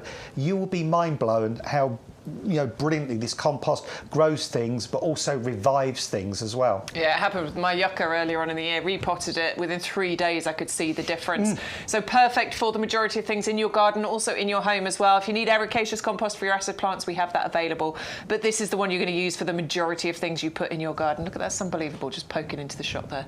It is amazing. It's a beautiful compost, but the most important thing is that you get results. You get what you pay for, and if you want to go and buy the cheap compost, you won't get the results that you get with this. So it's entirely up to you, but we talk about this so often because we know the results. And as a professional compost one we use here at the nursery, if there was a better compost, we would be using it. Our head gardener would absolutely insist that we use that compost, and he knows how good this is, which is why we continue to use this one. 100125 is the item number, 100 litres delivered to your door for $21.23 discount club price. Please can we do some emails, because we've got lots to show. Neil, good morning. Bex, Adam and Matt, just a few pictures of things doing really well in the garden at the moment. Spot the bee on the lupins. I've spotted that bee. Look, it's right there. Hello. I'm jealous of that lupin. Look at it. That's blue. And There's some beautiful lupins there. Let's have a little look in here. There's another little bee in that little lupin as well. There it is. Having a lovely time. I do love seeing the bees. They're good. They are gorgeous. Let's have a look. I bought 3 9cm lupins from YouGarden. Hopefully that's where yours came from, so I'm looking forward to mine looking like that in a few weeks' time. Look, it is beautiful. Asa. You'd love that, Bex, wouldn't you? That's that is what you call a proper Asa, isn't it? That's a proper Asa. Love that. Yeah. That looks very much like the one I've got. That is really pretty, Neil. Thank you for that one. And final picture from Neil. Ooh, your hosta's looking good. Oh, I like that one. Got to do an inspection now for any munch holes. I don't see any munch holes, Neil. You must be using your Stroch. It's not so bad this year, is it, for the slugs and snails? Well, it's been too dry for them, hasn't it? Yeah. They've kind of all staying in their little houses, haven't they? Ruth! Received my brown eyed girls last night and I woke up this morning to the first bud starting to open. How cool is that? The other photo is my favourite plant in the whole garden. It is a hydrangea that has particularly small sepals. I had to look the name up. It always blooms earlier than my others and has so many different colours. This is it today. If anyone knows what the hydrangea's name is, I'd love to know. This is Ruth from Facebook. So there is the Dianthus, the Sunbelievable. There's your buds starting to open up. Loads of other buds on those plants as well, I can see. So you are going to get so many flowers. And here is the hydrangea in question. Wow. Look at the range of colour. Yeah, see, that is probably in soil that's about neutral. When you've got sort of about neutral, then you get those pinky blue flowers rather than bright pink or bright blue. So that's kind of about midpoint. That's what I love about those kind of mop head hydrangeas. They will give you that kind of different colour. So if you put that in an acid soil, that would go deep blue. If you put it in a very alkaline soil, it'll go bright pink. But in the soil there, you got kind of the best of both. That's beautiful. I don't know the name of it though. I'm sorry, Ruth. There's so many different varieties of hydrangea. But if anyone else in the chat has got an idea of the name and wants to help Ruth out, then please go ahead. But that's looking lovely, Ruth. Well done. It's very early. It is early, actually. Yeah. Amanda, hi team, a few pics. Adam, this includes the bud from the cutting I put in water. Then pots are now in the ground. Also the wild elderberry tree, my only dwarf iris that came back this year, and my wild daisy that's moved forward in the garden. So I'm assuming this is the rose you took a cutting from? Yeah, and what I liked about what you've done with this is you've rooted it in water. So I'm going to give that a go as well, because to be honest, that wasn't a way of rooting roses that I've come across. There was a lady I did see on TikTok who kind of got roses to root by sort of liquidising potato. Right. And then she mixed it with water, strained the potato out, and then put the rose in the kind of the starch water, and that grew roots really, really well. Nice. So that's a good thing about gardening. You always learn different. You think there's one way to do something, and then you learn there's 2 or 3. Mauricio sent a picture of a Hemeracalis. Yeah. Did I say that right? Yeah. Yeah, Hemeracalis. Look at that, though. That is amazing. Yeah, that's a fantastic flower, isn't it? That is really, really sort of tropical looking, that one, isn't it? Love the look of that, Mauricio. That's looking gorgeous. Really Congratulations on that one. Tony? Tony's got some questions. OK, so he says, I have 2 box shrubs at each corner of one of my planters that have turned powdery white. I thought it might be box blight, so I cut one right back and found caterpillars, so now I'm not so sure. Oh, yes. Let me see if there's a picture. Hang on. That's box caterpillar. Yeah, that's it there, look. Yeah. That's box caterpillar. Now, you need to get onto that like yesterday, because those little blighters will completely defoliate that plant within 24 to 48 hours. We're not on the other thing now, so I can say a name, can't I? Yeah. So if you go on Amazon, for example, somewhere like that, and just put a box caterpillar treatment, there's a really good organic treatment you can get that you spray, you soak the whole box bush with it, and what it does, it actually stops the caterpillars from feeding. They actually just don't want to eat anymore, and they literally just drop off and die in a few days. It's a liquid thing you mix up and spray on. We use it a lot of work because loads of our customers have had a problem with it. But yeah, look up that stuff, have a Google, go on Amazon, get hold of that stuff. It's brilliant.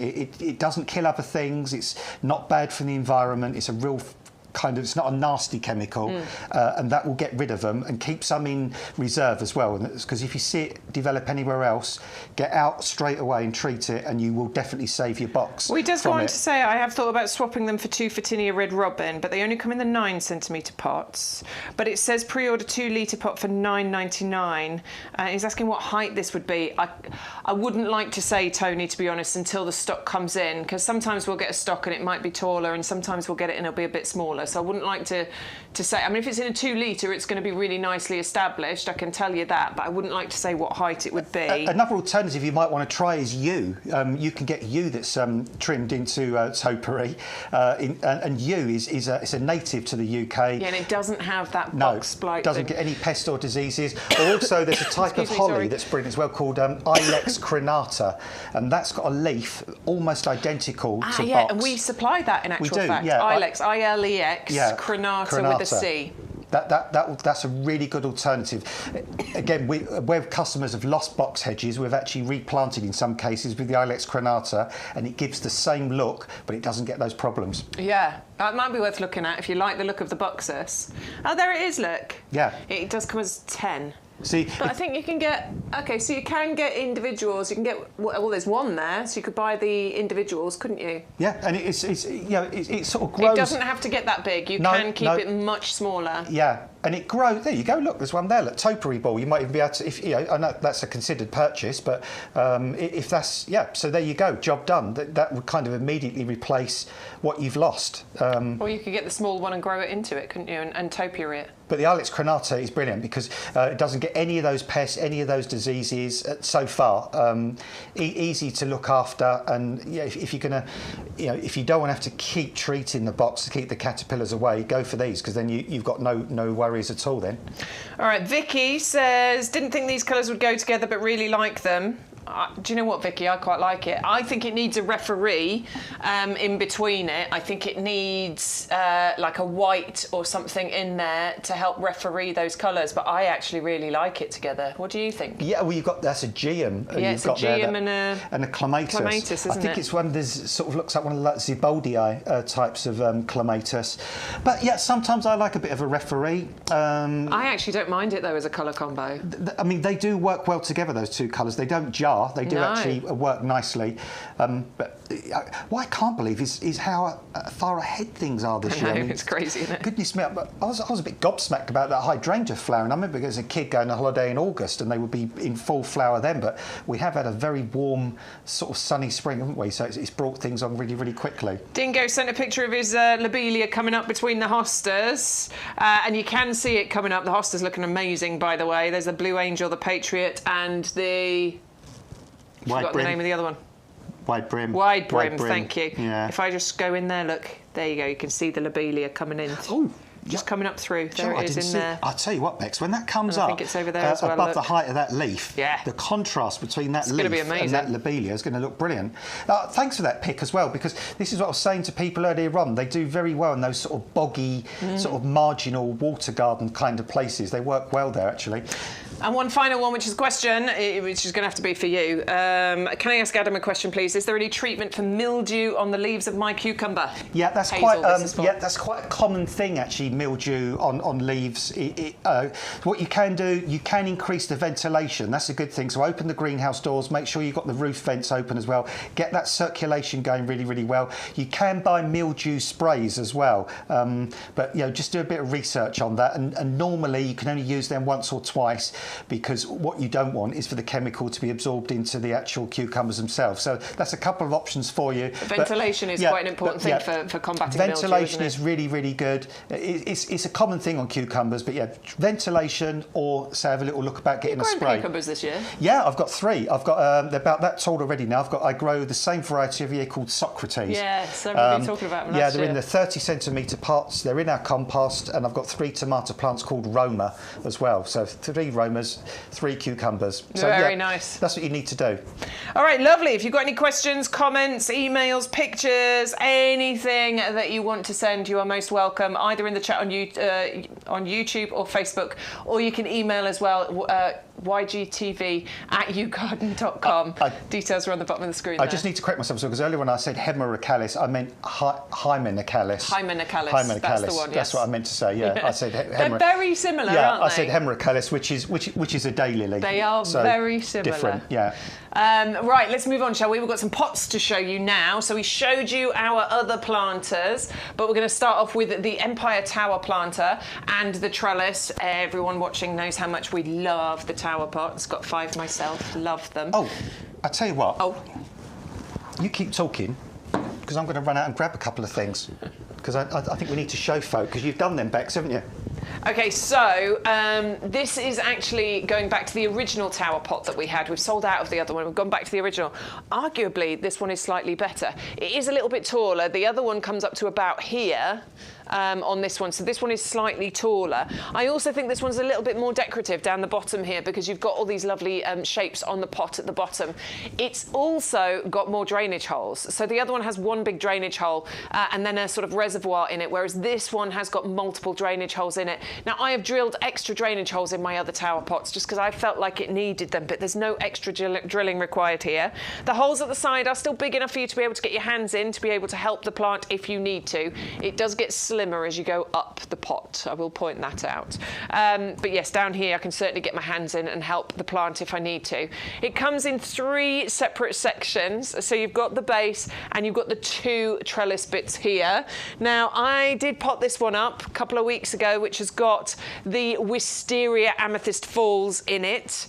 Now, what I did was I didn't attach the top bit whilst I was doing it, because it just makes it a bit easier. Oh, there I am doing it, look. So you can see I hadn't attached the top trellis bit, so it just makes it a bit easier to get your hand in and move that around and pot it up as needed.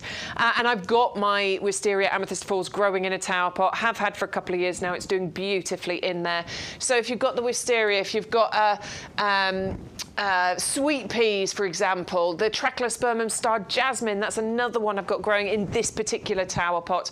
It's perfect for various climbing plants in your garden, and it's really nice and easy. It means that you can pick it up and you can move it around. Obviously, it's a little bit heavier when it's full of compost and what have you, but it has got the lips around the edge here to make it easy to move it around your garden. If you're moving house like I am, you can take it with you. If you're in rented accommodation, you can take it with you. Or if it looks rubbish, which, let's face it, wisteria looks a bit dull and boring in winter, it drops its leaves, you can hide it, you can move it, you can get it out of your view, which is another thing I really like about these sort of self-standing structures. Well, I love what you've done here, Bex. Thanks, it looks good, doesn't it? That is starting to look really, really natural. I mean, a few people was on TikTok yesterday were kind of saying that when they initially did it, the wisteria looked a bit, you know, but it fills it really quickly. Yeah, but because all the leaves are kind of in the wrong direction, but just give it a couple of 2 or 3 days, once everything orientates itself, and by this time next year, this will be all the way to the top. In fact, to be honest, so when I planted my wisteria, and I planted it end of April, early May, a couple of years ago, and by the September, October, it had filled the pot. So yeah, you don't have to wait long for this to look absolutely amazing. But it's for pretty much all your climbing plants. The only thing we say is the really vigorous sort of rose climbing plants. They're too big, they're too vigorous. Yeah, they would be. And maybe some types of... clematis are good, like the boulevard. Boulevard clematis would be great, but other sort of more vigorous clematis, they're just going to get too big for it. Yeah, because all they do, they'll get to the top and they'll just kind of want to, go all over the place. But you can already see in this bit here, the trellis work has disappeared already in just these very, very early days. Really quickly. And it's only May. Goodness me, what's this going to look like by the end of August? It's looking amazing. I mean, what was it, 2 weeks ago we did this? I can already see how much this has grown on and how much more beautiful it's looking. Top tip, 14th of May apparently, 11 days ago. So when you're making a climbing plant climb, make it do this. So you're not going to go all the way round like this or straight up. Make it come this way, and then if you can, make it go back like that the other way. Yeah, kind of. You taught me this. Yeah, kind of. Yeah, snake it round. So try and keep the stems horizontal as possible, because then it will break bud all the way along the stem. Rather than if you made it go straight up, you're more likely to just get flowers on the top of the stem. So, and that way you'll get more coverage. So this one here, for instance, round here, you can kind of make this one kind of, just start to snake this around. I think that might have got a bit damaged, that one, but it's a bit droopy on the end. But yeah, so you can sort of snake that around. And then what you can do is gradually kind of slope it up as well. But, always kind of go, as I say, sort of round and then back on yourself and kind of zigzag it round, but rather than go directly straight up with it. Bye, Ruth. See you on Thursday. Take care. Back live again on Thursday at 10 o'clock. Is it you and me on Thursday, or is it me and Sean? No, it'll be you and I. I'm here because I've only got 2 days off next week. Oh. Actually, I think it is you and Sean. Yeah, it is. Yeah. Sean Ryan's decided to pop his head into the potting shed. So if you want to come and join us on Thursday, you can. We're here on Sunday, aren't we? Next Sunday, we're back. Yeah, and of course Wednesday. And of course Wednesday. Yeah, all of us here on Wednesday, the whole team. Right, 130108 is the item number if you'd like to go for the Empire Tower pot, planter and trellis. Really easy to plant, lightweight, frost resistant, UV stabilised plastic.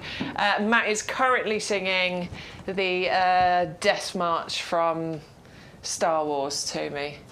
It is the Death March, isn't it? Is it called the Death March? Empire March. Bum, bum, bum, bum, ba-dum, bum, ba-dum. Right, next up we have got... another tune. Durham. Durham, Durham, Durham, Durham, Durham, Durham. This is the Durham plant pot for you. Now, this is the extra large Durham planter in the cloudy terracotta, sort of an aged, distressed look that you've got here. And this is the big boy. This is the 44 centimetre. This is the 18-inch diameter that you've got here. $15.29 club price for a pot that big. I love these. That's cool, isn't it? Yeah, I like the decoration on that. They're really pretty. That's kind of a bit gothic. It's got kind of a bit of a gothic-y kind of... do you reckon? Middle-aged kind of thing to it. It's like the kind of sort of decoration they used to put on shields and things like that, and it's got that look to it, I think. Okay. Yeah, I like it. Medieval.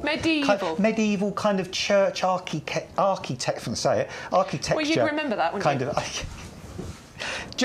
Just about, actually. Then I was kind of only just out of nappies by then. So yeah, but no, King Harold, he was a lovely guy. He was. Man, wasn't he? Yeah. Great. Oh, nesting. We want nesting. I don't think I brought the nesting. Oh, I did bring the nesting. There's two of them. The rest are over here. Hang on, grab one. I'll grab one. You can reach. No, I have to have all. You know me. I can't just have one. It's got to be all three, or I'll go all funny. Right. You're such a perfectionist. Right, and I'm going over because I do have to have the three. Careful. If it's three, it's got to be three. So here we go. Right, there we go. There we go. Right. Oh, and also, by the way, we got those ones as well. I know they're not on the show, but I thought I'd get them out. Right, the nest of heavy-duty pots. You're going to get 3 of the 30 litres, which are those 3 there. You're going to get 1 of the 35 litre, and you're also going to get the big one, the 50 litre heavy-duty pot. We adore these pots. We do. That's a whopper. I mean, you stand in it, don't you, sometimes? I sit in it. You do. But what I do to kind of show the size of it, I put it over my head, because then you can see kind of how big it is. Look, lots of me's hiding in it. Lots of you is hiding in it. Yeah. I can sit in it quite happily. You could. But, I mean, because on previous shows, goodness, how long are we up together now? A couple of years? Yeah. We've done shows, and quite often with certain plants, you and I have looked at each other and said, can't really put that in a pot. We haven't really got a pot big enough. Now, I'd even say for something like our lilac, for example, our Syringa vulgaris, you could probably grow a lilac in there. What about Miscanthus? Yeah, the Miscanthus, definitely, not a problem at all. That would work in there, because we've got Madame Lemoyne, haven't we? We have. Yeah, Madame Lemoyne over there. So this is Madame Lemoyne vulgaris. Yeah. So obviously it looks a bit sparse at the moment, but vulgaris gets massive, and you could grow this in here. You could, and you could grow that to a size. I mean, you could grow it to a couple of metres at least in that pot if you wanted to, even sort of 3 metres tall, because there's enough soil, there's enough root area in there for that to grow, and eventually it would kind of almost restrain the size of the plant as well. Even the Circe defilum that we've got. I was just about to pick that up. Yeah, that would work nicely in there. So, well, you can bonsai any tree, can't you? You can basically restrict the size that pretty much that anything grows to just by restricting the size of pot that it grows in. Obviously, it takes a little bit of extra care. You've got to keep on top of your watering, your feeding. Sometimes it's a case of taking the pot out, cutting away some of the root ball, which sounds horrendous and scary for the first time you do it. But actually, you can cut away up to sort of 1/4 to 1/3 of a root ball, repot it into the same size pot, and then it just regrows its roots and fills that pot again. Yeah, it kind of re-stimulates it. Yeah, so it does actually restrict the size it grows to, and you can pretty much do that with nearly everything, can't you? Well, in fact, this year I was really, really excited this year because 15 years ago I started growing a horse chestnut. Right. And I started off in a bean can. Yeah. And then I transplanted it into one of my old dog's water bowls, so I couldn't face getting rid of it. Yeah. Drilled holes in the bottom. The horse chestnut has only got that tall in 15 years, and for the first time this year it flowered. Oh my word! Yeah. So you're bonsaiing a horse chestnut tree? Yeah, and it even had like a perfect small kind of flower head on, but there's no conkers. I was hoping it would get pollinated. That's so cool. Yeah, I've got a picture of my phone. I'll show you sometime. But yeah, so it's only that tall, and it's been in that same space. So imagine the size of a horse chestnut tree, a conker tree. Yeah, if it'd been in the ground for 15 years, it would be. So 15 years normally it'd be. Oh, it'd be 20 feet, 25 foot and tall. You've got it to this. Yeah, and it's double branched, that tall, and for the first time this year. Adam, I want to see that. Show me the pictures, please. While you talk, I'll try and find it in my phone for you. All right, so there's the nest of heavy duty pots. 130681 is the item number. 50 litre. 35 litre and 3 of the 30 litres. They all sit inside each other. I mean, the fact that they nest is brilliant, but to be perfectly honest, you're going to be using them. You're going to plant things in them. You're going to use them for deadheading, cuttings, all sorts of different things you're going to be doing. It's just over £5 a pot each in the club, 25.47, and of course they all get delivered to you with no postage either, because you'll use your code to get your saving.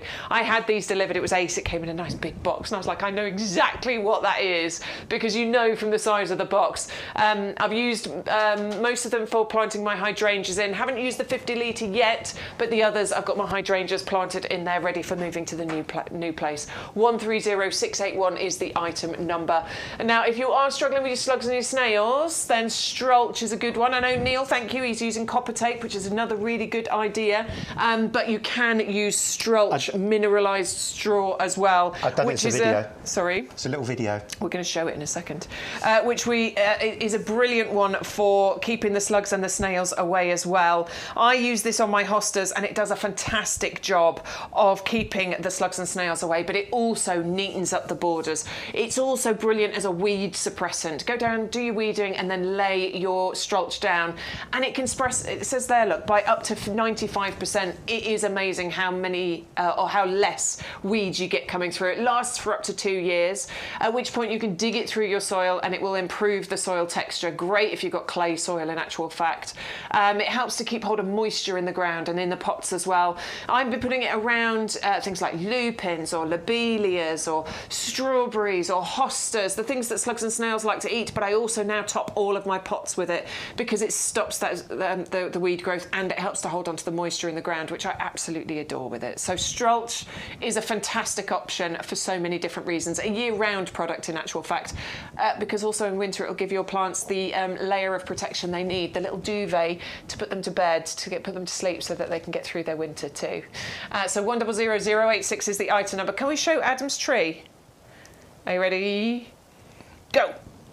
Yeah, so that's the bottom. So that's in the little dog bowl. Dog bowl, that's cute. Yeah, and I'm just up to the top, and I'll show you a little stand back picture in a minute. Look, there's a little flower on top. Oh, yeah, look at that. And that's just, that is the whole size of it. So it's been that 15, well, Matt said as it started, right, what I have to do, I put rocks, there's like some heavy, because that little tray at the back, that green tray, that's what it sits in, and I've got these big Scottish pebbles that I put round it to stop it blowing over. But I'm dead proud of that. I've waited 15 years for that, and it's only waist height on me still. That's amazing. Yeah, there you go. So I love the blossom on horse chestnut as well, because I took a picture of some a little while ago, because it's not often you get to see the blossom on horse chestnut, and it's really exciting. It's a beautiful blossom. It's stunning. Yeah, I could walk right up to it. So thank you for sharing. But I was just hoping it would have conkers, but no, it didn't get pollinated. But never mind. Yeah, next year the flower's good. I'm really chuffed. Well, there you go. So you can bonsai anything. You can bonsai most things, absolutely. Right, should we go back over this way to the favourites table? We've got, what, about 25 minutes remaining, so we want to show you absolutely everything that we can possibly show you in that remaining time. We've still got another table of items to show you over there as well. So let's give you a reminder of some of the favourites. The favourites table changes every single week. So on a Thursday when we start our week, we decide what we think you're going to like the most of, and then on Sunday we change it based on which items have been the most popular. So what you are looking at is the most popular items. And we're starting at this end here with the beautiful Dianthus. This is the coronet mix that we've got for you. Coronet, we've discovered, is a type of crown. Yeah. And we definitely think that these are like little jewels in that crown, don't we? Yeah, well, you can see where they got the name from, because if you imagine a crown with all those beautiful precious gems and stones and rubies and emeralds, all those fabulous colours, well, look at the colour mix you've got in this. You've got reds, you've got pinks, you've got purples, you've got whites, you've got that absolutely amazing mix of colours, and you've got fragrance with these as well, which is really, really nice. You've got that what we call glaucous blue foliage, and these plants are ready. They're ready to go. I mean, these can go sort of straight out into the garden now, absolutely no problem at all. And Bex is holding one there. You can see that beautiful root system there. And these, like a nice sunny position. So if you can put them in a nice open sunny position, great container plants. You could even grow these in hanging baskets, for example. If I had the time, I'd actually like to experiment with growing these in an easy fill hanging basket and see if I could create like a ball of Dianthus flower in all different colours. But yeah, try these. Easy, simple, beautiful, fragrant, and a long, long flowering period. 410209 is the item number. 10 garden ready plants, 1104 is your club price. Make sure you put the code in when you place your orders. That's how you get your free postage and any discounts that might be available to you as well. Next up, we've got another Dianthus for you. This is the lovely Sweet William. Gorgeous flower, this. Lovely fragrance from it.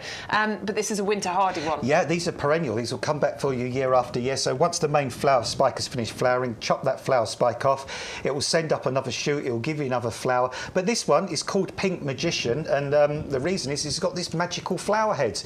You might look at that and think, oh, lots of varieties in here. They've got me a white one, a pink one, a reddish coloured one, a purple one. This is one flower head, but as each individual flower ages, it changes colour. So you get this beautiful myriad of different colours on one flower head. It's definitely magical, beautiful. You can cut these to take indoors to put in a vase, and they last a good 2 or 3 weeks actually in water, which is nice. But these will come up for you as a perennial year after year. 410230 is the item number. 1104 discount club price. Garden ready plants, get them straight in your garden. I love that we're bringing the garden readies in now. It's brilliant, isn't it? They're grown on plants. It just means you can plant them straight into your garden. There's no worries of frost for most areas, and there's no having to grow them on or anything. Just get them planted out. Just want to quickly remind you of the Verbena quartz as well, because that's also a garden ready. So lovely quartz mix here, beautiful mix of colours. They open from you get these clusters, and they sort of open from the outside going in. Sort of dainty looking flowers, but certainly not dainty by nature, are they? No, I mean, look at the colour range. I mean, some of those colours I almost would struggle to describe them really. I mean, that one at the bottom is It's like a purpley kind of white, isn't it? That's what I like about it. Really magical colours, and I particularly like the deep sort of purple and the red with the lovely white eye in the middle there. These are gorgeous. I've grown these ever since I've got into gardening. I mean, these were around when I was a kid, and it's not surprising because they are just a really good, reliable, easy to grow, easy to come on then. No, I'm not saying it. Easy to grow bedding plant. And the modern varieties are much more mildew resistant because the older ones used to get a bit mildewy towards the end of the year. And if you plant these in a pot or a container, they'll sort of nicely sort of tumble over the side, looking really, really nice. You know I love you, right? I do, yeah. I do. And considering you're 96, you look amazing. Yeah, well, I've used lots of ointments and creams and all that kind of stuff, yeah. And voodoo, witchcraft, facelifts. 410076 is your item number. 10 garden-ready plants you're getting here. It's 11.04, your discount club price there. And also the other garden-readies we've got are your Begonia Sahara. Ridiculous name for these. Who thought of naming a plant that grows in the shade? Sahara. But yeah, these are the irony. That's what it is, Matt. It's irony. These are fabulous because you get colour from the foliage. Some have got that lovely bright limey green foliage. Some have got that dark purple plum coloured foliage, but what you do get is months and months and months of flower on these. Pink, red and white flowers. Don't need to deadhead these. Great for a shadier part of the garden. Great if you want to put them in hanging baskets and you've got a north facing garden. They'll do well there, but also they do quite well in sun as well. So they're very adaptable, very versatile, and they don't give a damn about the British summer. Whether it's hot and sunny, whether it's dry and windy, whatever it is, they just keep flowering, and that's why we love begonias. That's why all sorts of begonias do well in our sort of sometimes, I'm going to use the word capricious summers. Oh, good word. 410206 is the item number if you want those garden-ready plants. That's a selection of garden-readies we've got for you.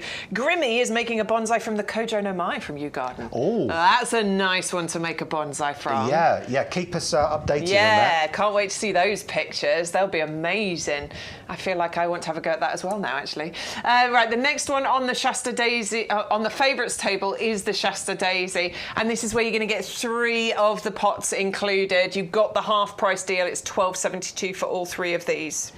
I almost feel like, Bex, that the buds on these ones in the studio have actually come out more since we brought them in this morning. Yeah, just since this morning. Quite possibly. I was pretty sure this morning we were peeling the leaves back to show those buds, but yeah, these are your Shasta Daisy. These are your classic, archetypal, stunningly beautiful daisy flower. Childhood memories, these kind of the sort of flowers you see in storybooks, fairy books.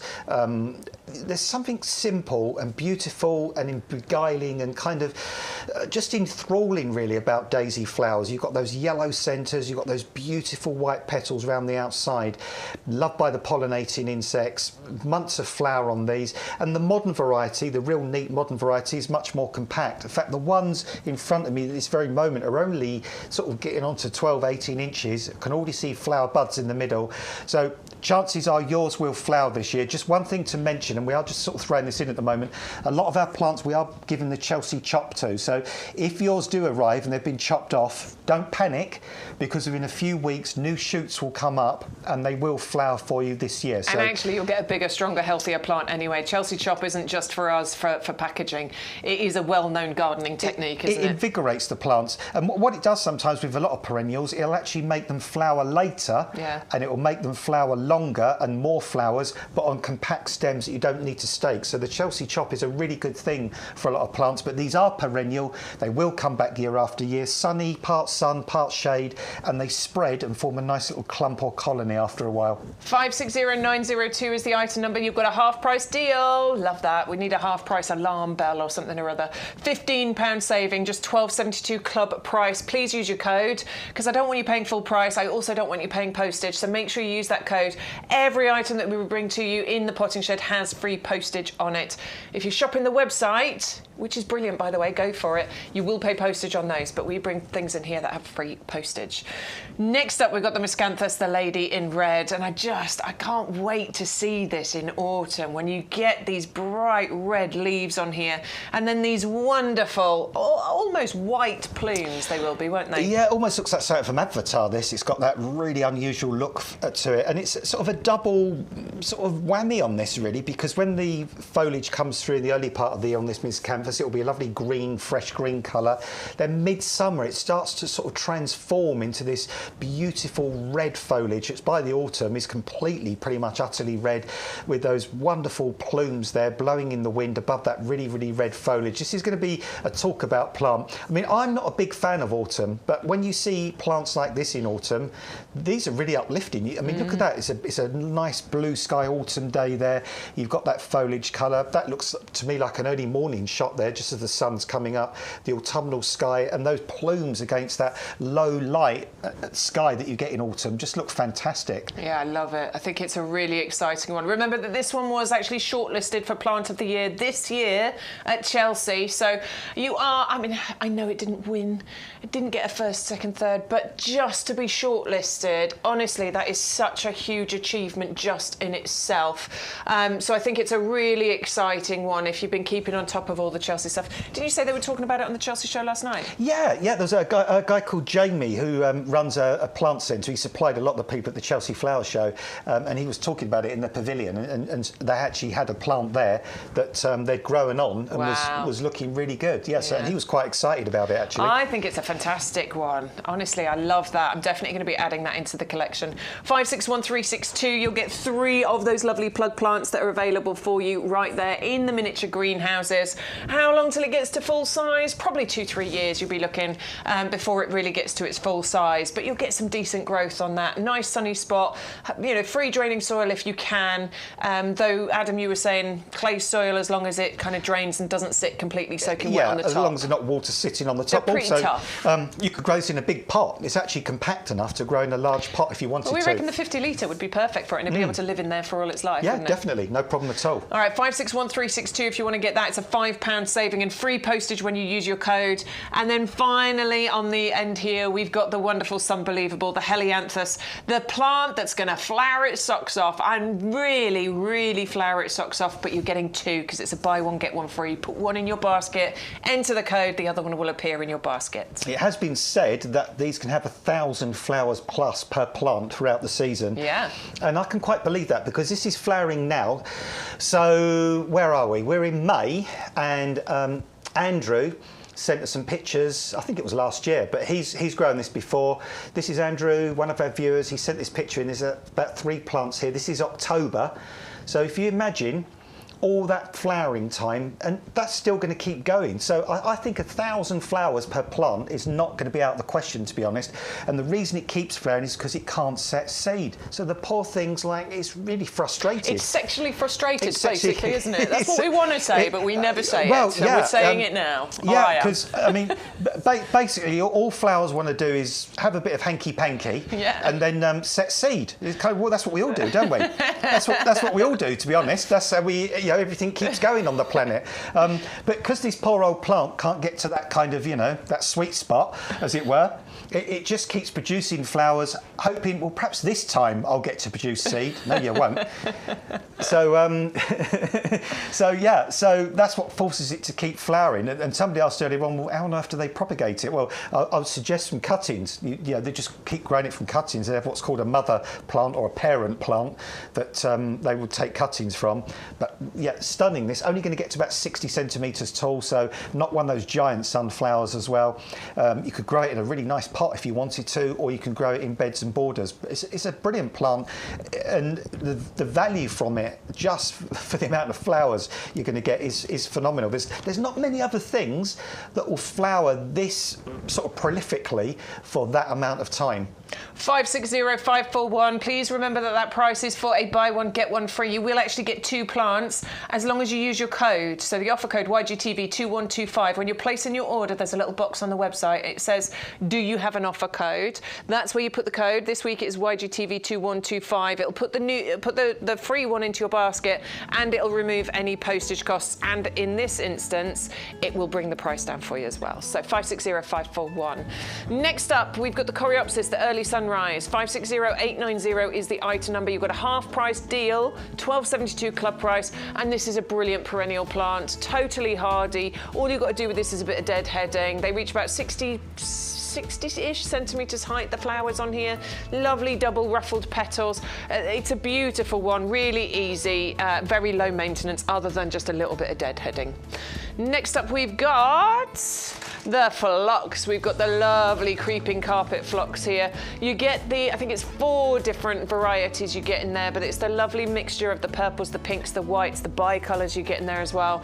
Adam uses these a lot in his professional work as a gardener, not just talking about plants, when he actually goes and does people's gardens, because they are great at gap filling. They're wonderful low maintenance plants. They give you a wonderful profusion of flowers in springtime, and they look great in so many different locations. So front of borders, rockeries maybe, pots, these can go in so many different areas in your garden.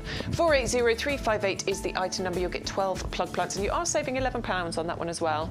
The climbing rose, the lakeland that we've got for you, plant of the week, or rose of the week should I say. We're doing this every week now, bringing you a different rose, and it's to highlight the amazing range of roses that we have here. We have hundreds of them. Bred by Harkness, this one. It's been a favourite for many, many years. It's got a bit of a rambling rose, sort of dog rose kind of look to it. It's beautiful fragrance, lovely colour, and maybe a slightly less vigorous climbing rose than others out there. Still climbing, still needs something to climb up and over, but yeah, it's a little bit less vigorous. 530727 is the item number, and it's a £5 saving. $12.74. It's an insane price, that one. That is a brilliant, brilliant price for a potted rose. Next up, Hydrangea paniculata, the magical Himalaya, which I think this is a fascinating one actually, because this looks like it looks a bit like a mop head, but actually it's a paniculata, which is really interesting. Lovely kind of creamy, almost ivory white with a tinge of a beautiful classy green colour in there as well. Grow to about roughly a metre by a metre. You can container grow them as well. Same rules apply basically with hydrangeas. Semi-shade, part shade, dappled shade. I wouldn't say deep shade for hydrangeas, but a bit of access to sun, but nice shady spot as well. That's how you get your hydrangeas to be the best. 511615 is the item number. Big saving on there as well. Allium bubble bath, you've got the 3 9cm pots. You are saving £14 on this, and this is how you extend your allium flowering season. If you love your alliums, these get going when a lot of your alliums are starting to go over, so it just keeps it going a little bit longer. They're hardy, you can leave them out. Pollinators absolutely adore them, and a slightly different look. They've got a sort of softer, fuzzier look to them than other of the sort of ball-shaped alliums. A slightly more lavender pale colour to them as well, rather than that deep purple. Love them. Mix them in with your other alliums, or have them as your only alliums in your garden. It's entirely up to you. £14 saving, just $21.22 is your club price for 3 of those. Next we've got the Agastache. I always said Agastache, but anyway, we're going with Adam saying Agastache. It's like moustache. It's not a moustache, but we don't get picky about these things, Matt, unless you say Dahlia, darling. Then we get picky. Agastache, the beelicious pink, and you can tell how beelicious that is going to be to those beautiful bees. It is a member of the mint family, but it is not vigorous and invasive like mint, so you don't need to worry about planting these into your borders. The foliage has a gorgeous scent to it. The pollinators are going to absolutely adore it. I saw a lot of these at Chelsea this year, so I think it's definitely on trend, and a wonderful one for mixing into your borders with others. We gave a big list of them earlier, didn't we? You could have your Verbena bonariensis in there. You could have some lovely Coreopsis in there. You could have geums mixed in with those. Maybe some of the Erigeron Sea of Blossom low growing down the front. Be amazing. £10 saving, $16.97 in the club. 561330 is your item number. Lobelia Queen Vic, yes, beautiful. Love that this has got the Queen Victoria name as well, because it is quite regal and gorgeous. We'll give you the details on this one so you can see the price. You are going to get 3 of the 9cm pots included, and we have got a £15 saving on that one. It's $12.72 club price. Give it a little bit of protection. collection, just from slugs and snails. They like to munch on the new growth. Once it gets a bit bigger, they're fine. And you know, just use your Stroch because it'll give it a nice little duvet in winter, but it'll also stop the slugs and snails from eating that new growth. Amazing flowers, bird of paradise, bright red against dark maroon foliage. Gorgeous plant. 560860 there. The Osteospermum Purple Sun is fast becoming a firm favourite, I think, for all of us. Now, I remember bringing this to audiences back when we were in our previous life on that shopping channel, Ideal World. So I think this is like 4 years on now, and I think that was the first year we'd brought it.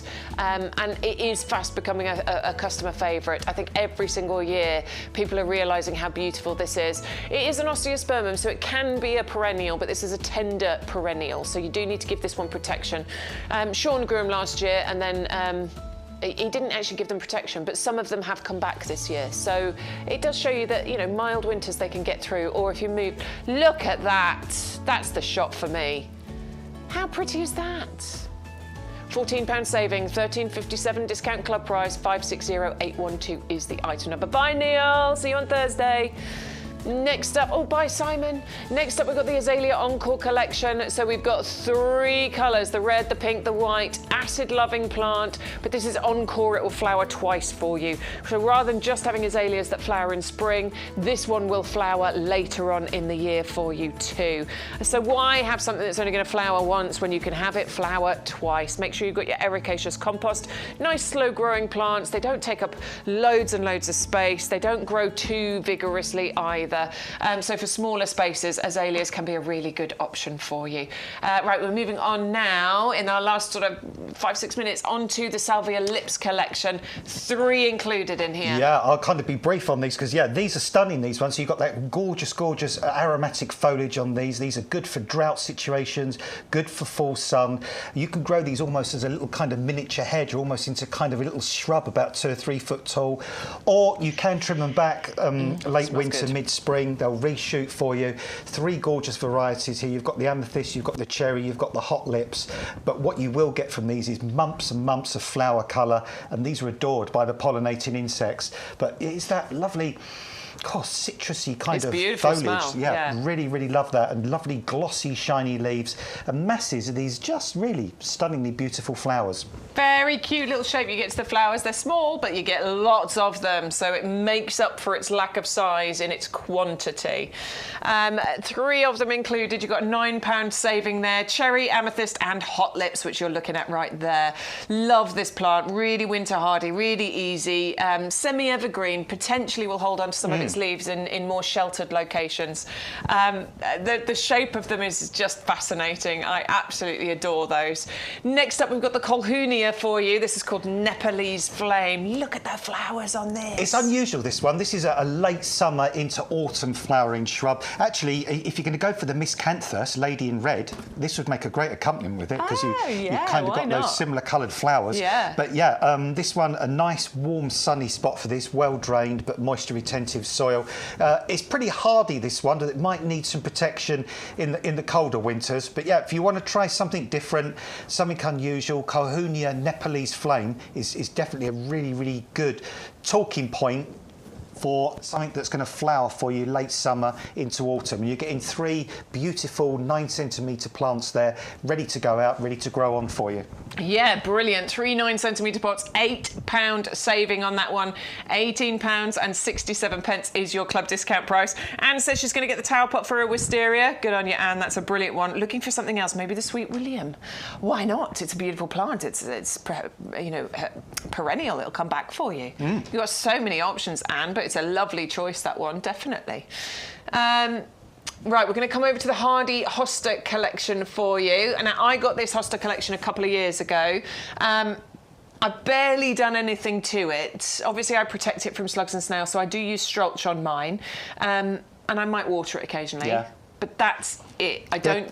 No. In fact, I've never fed them. I probably should feed them as well. I don't really feed mine. I've got loads and loads of hostas in my garden. You've got 3 great varieties in here as well. You've got Blue Angel, you've got Patriot, that's the one that's got the creamy, there's Patriot there with the creamy coloured edges, and then you've got Wide Brim, which is the one with the lovely sort of yellowy golden edges to it. So, and then Blue Angel was the first one. So 3 contrasting ones with all that different foliage. They flower for you as well, hostas. They have lovely little kind of pinky purple flowers that come out on gorgeous little spikes, come up from the middle of the actual clump, and they will for a couple of weeks or so turn a lovely yellow colour in the autumn before they finally kind of die down in the autumn. So yeah, brilliant plants, these really gorgeous. The root system on these is absolutely crazy, and these can go straight out. You can plant them out now. Just plant them somewhere shady. They're kind of a shade-loving plant generally. They will grow in part sun, but I always avoid putting hostas in that really big, full-on midday sun because the leaves can get a little bit scorched. If we can, Matt, I just want to show a picture because this is this is one of the hostas basically, and I just wanted to show you that lovely flower spike that appears on there. Perfect companion for acers as well, as you can see. I've got those pots planted where the acers are, and they do go really nicely together. They love that similar location. But just so you can get an idea, a lot of people grow these as foliage plants, and they are amazing foliage plants, but they do send up those spikes of flowers, which look fantastic as well.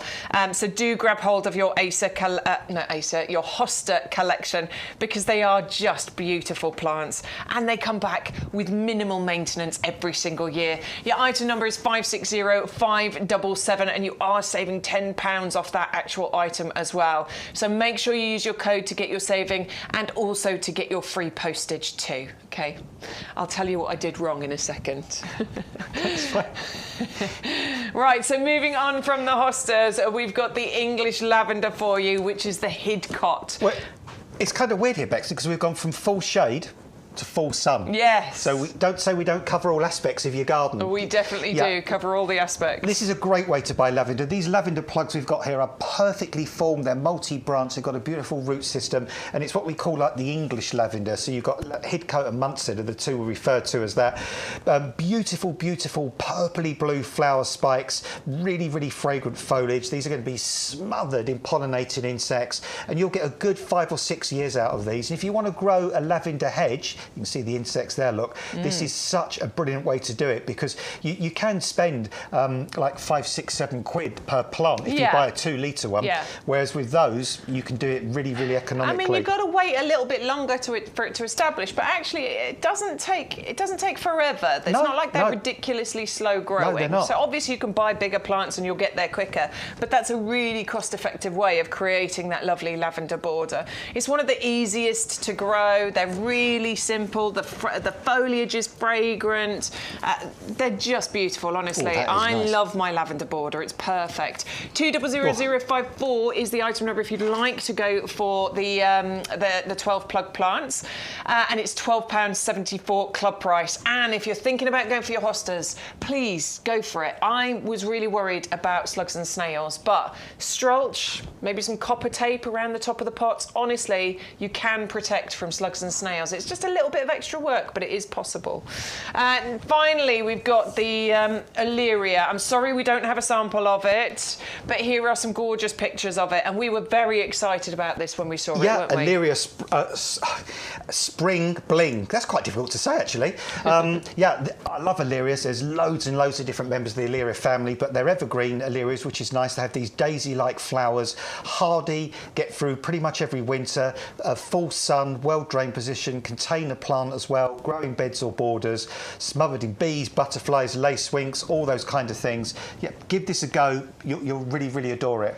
You will indeed. That's the Allium 511700, and it is a £12 saving. Can we quickly just show Lawrence's picture, just to show the foliage of the toffee apple tree, how it contrasts with the black fencing in spring. Really looking forward to autumn when it will stand out. Bought it last year, potted it on. It's destined for a 75 litre pot later in the year as it will get bigger.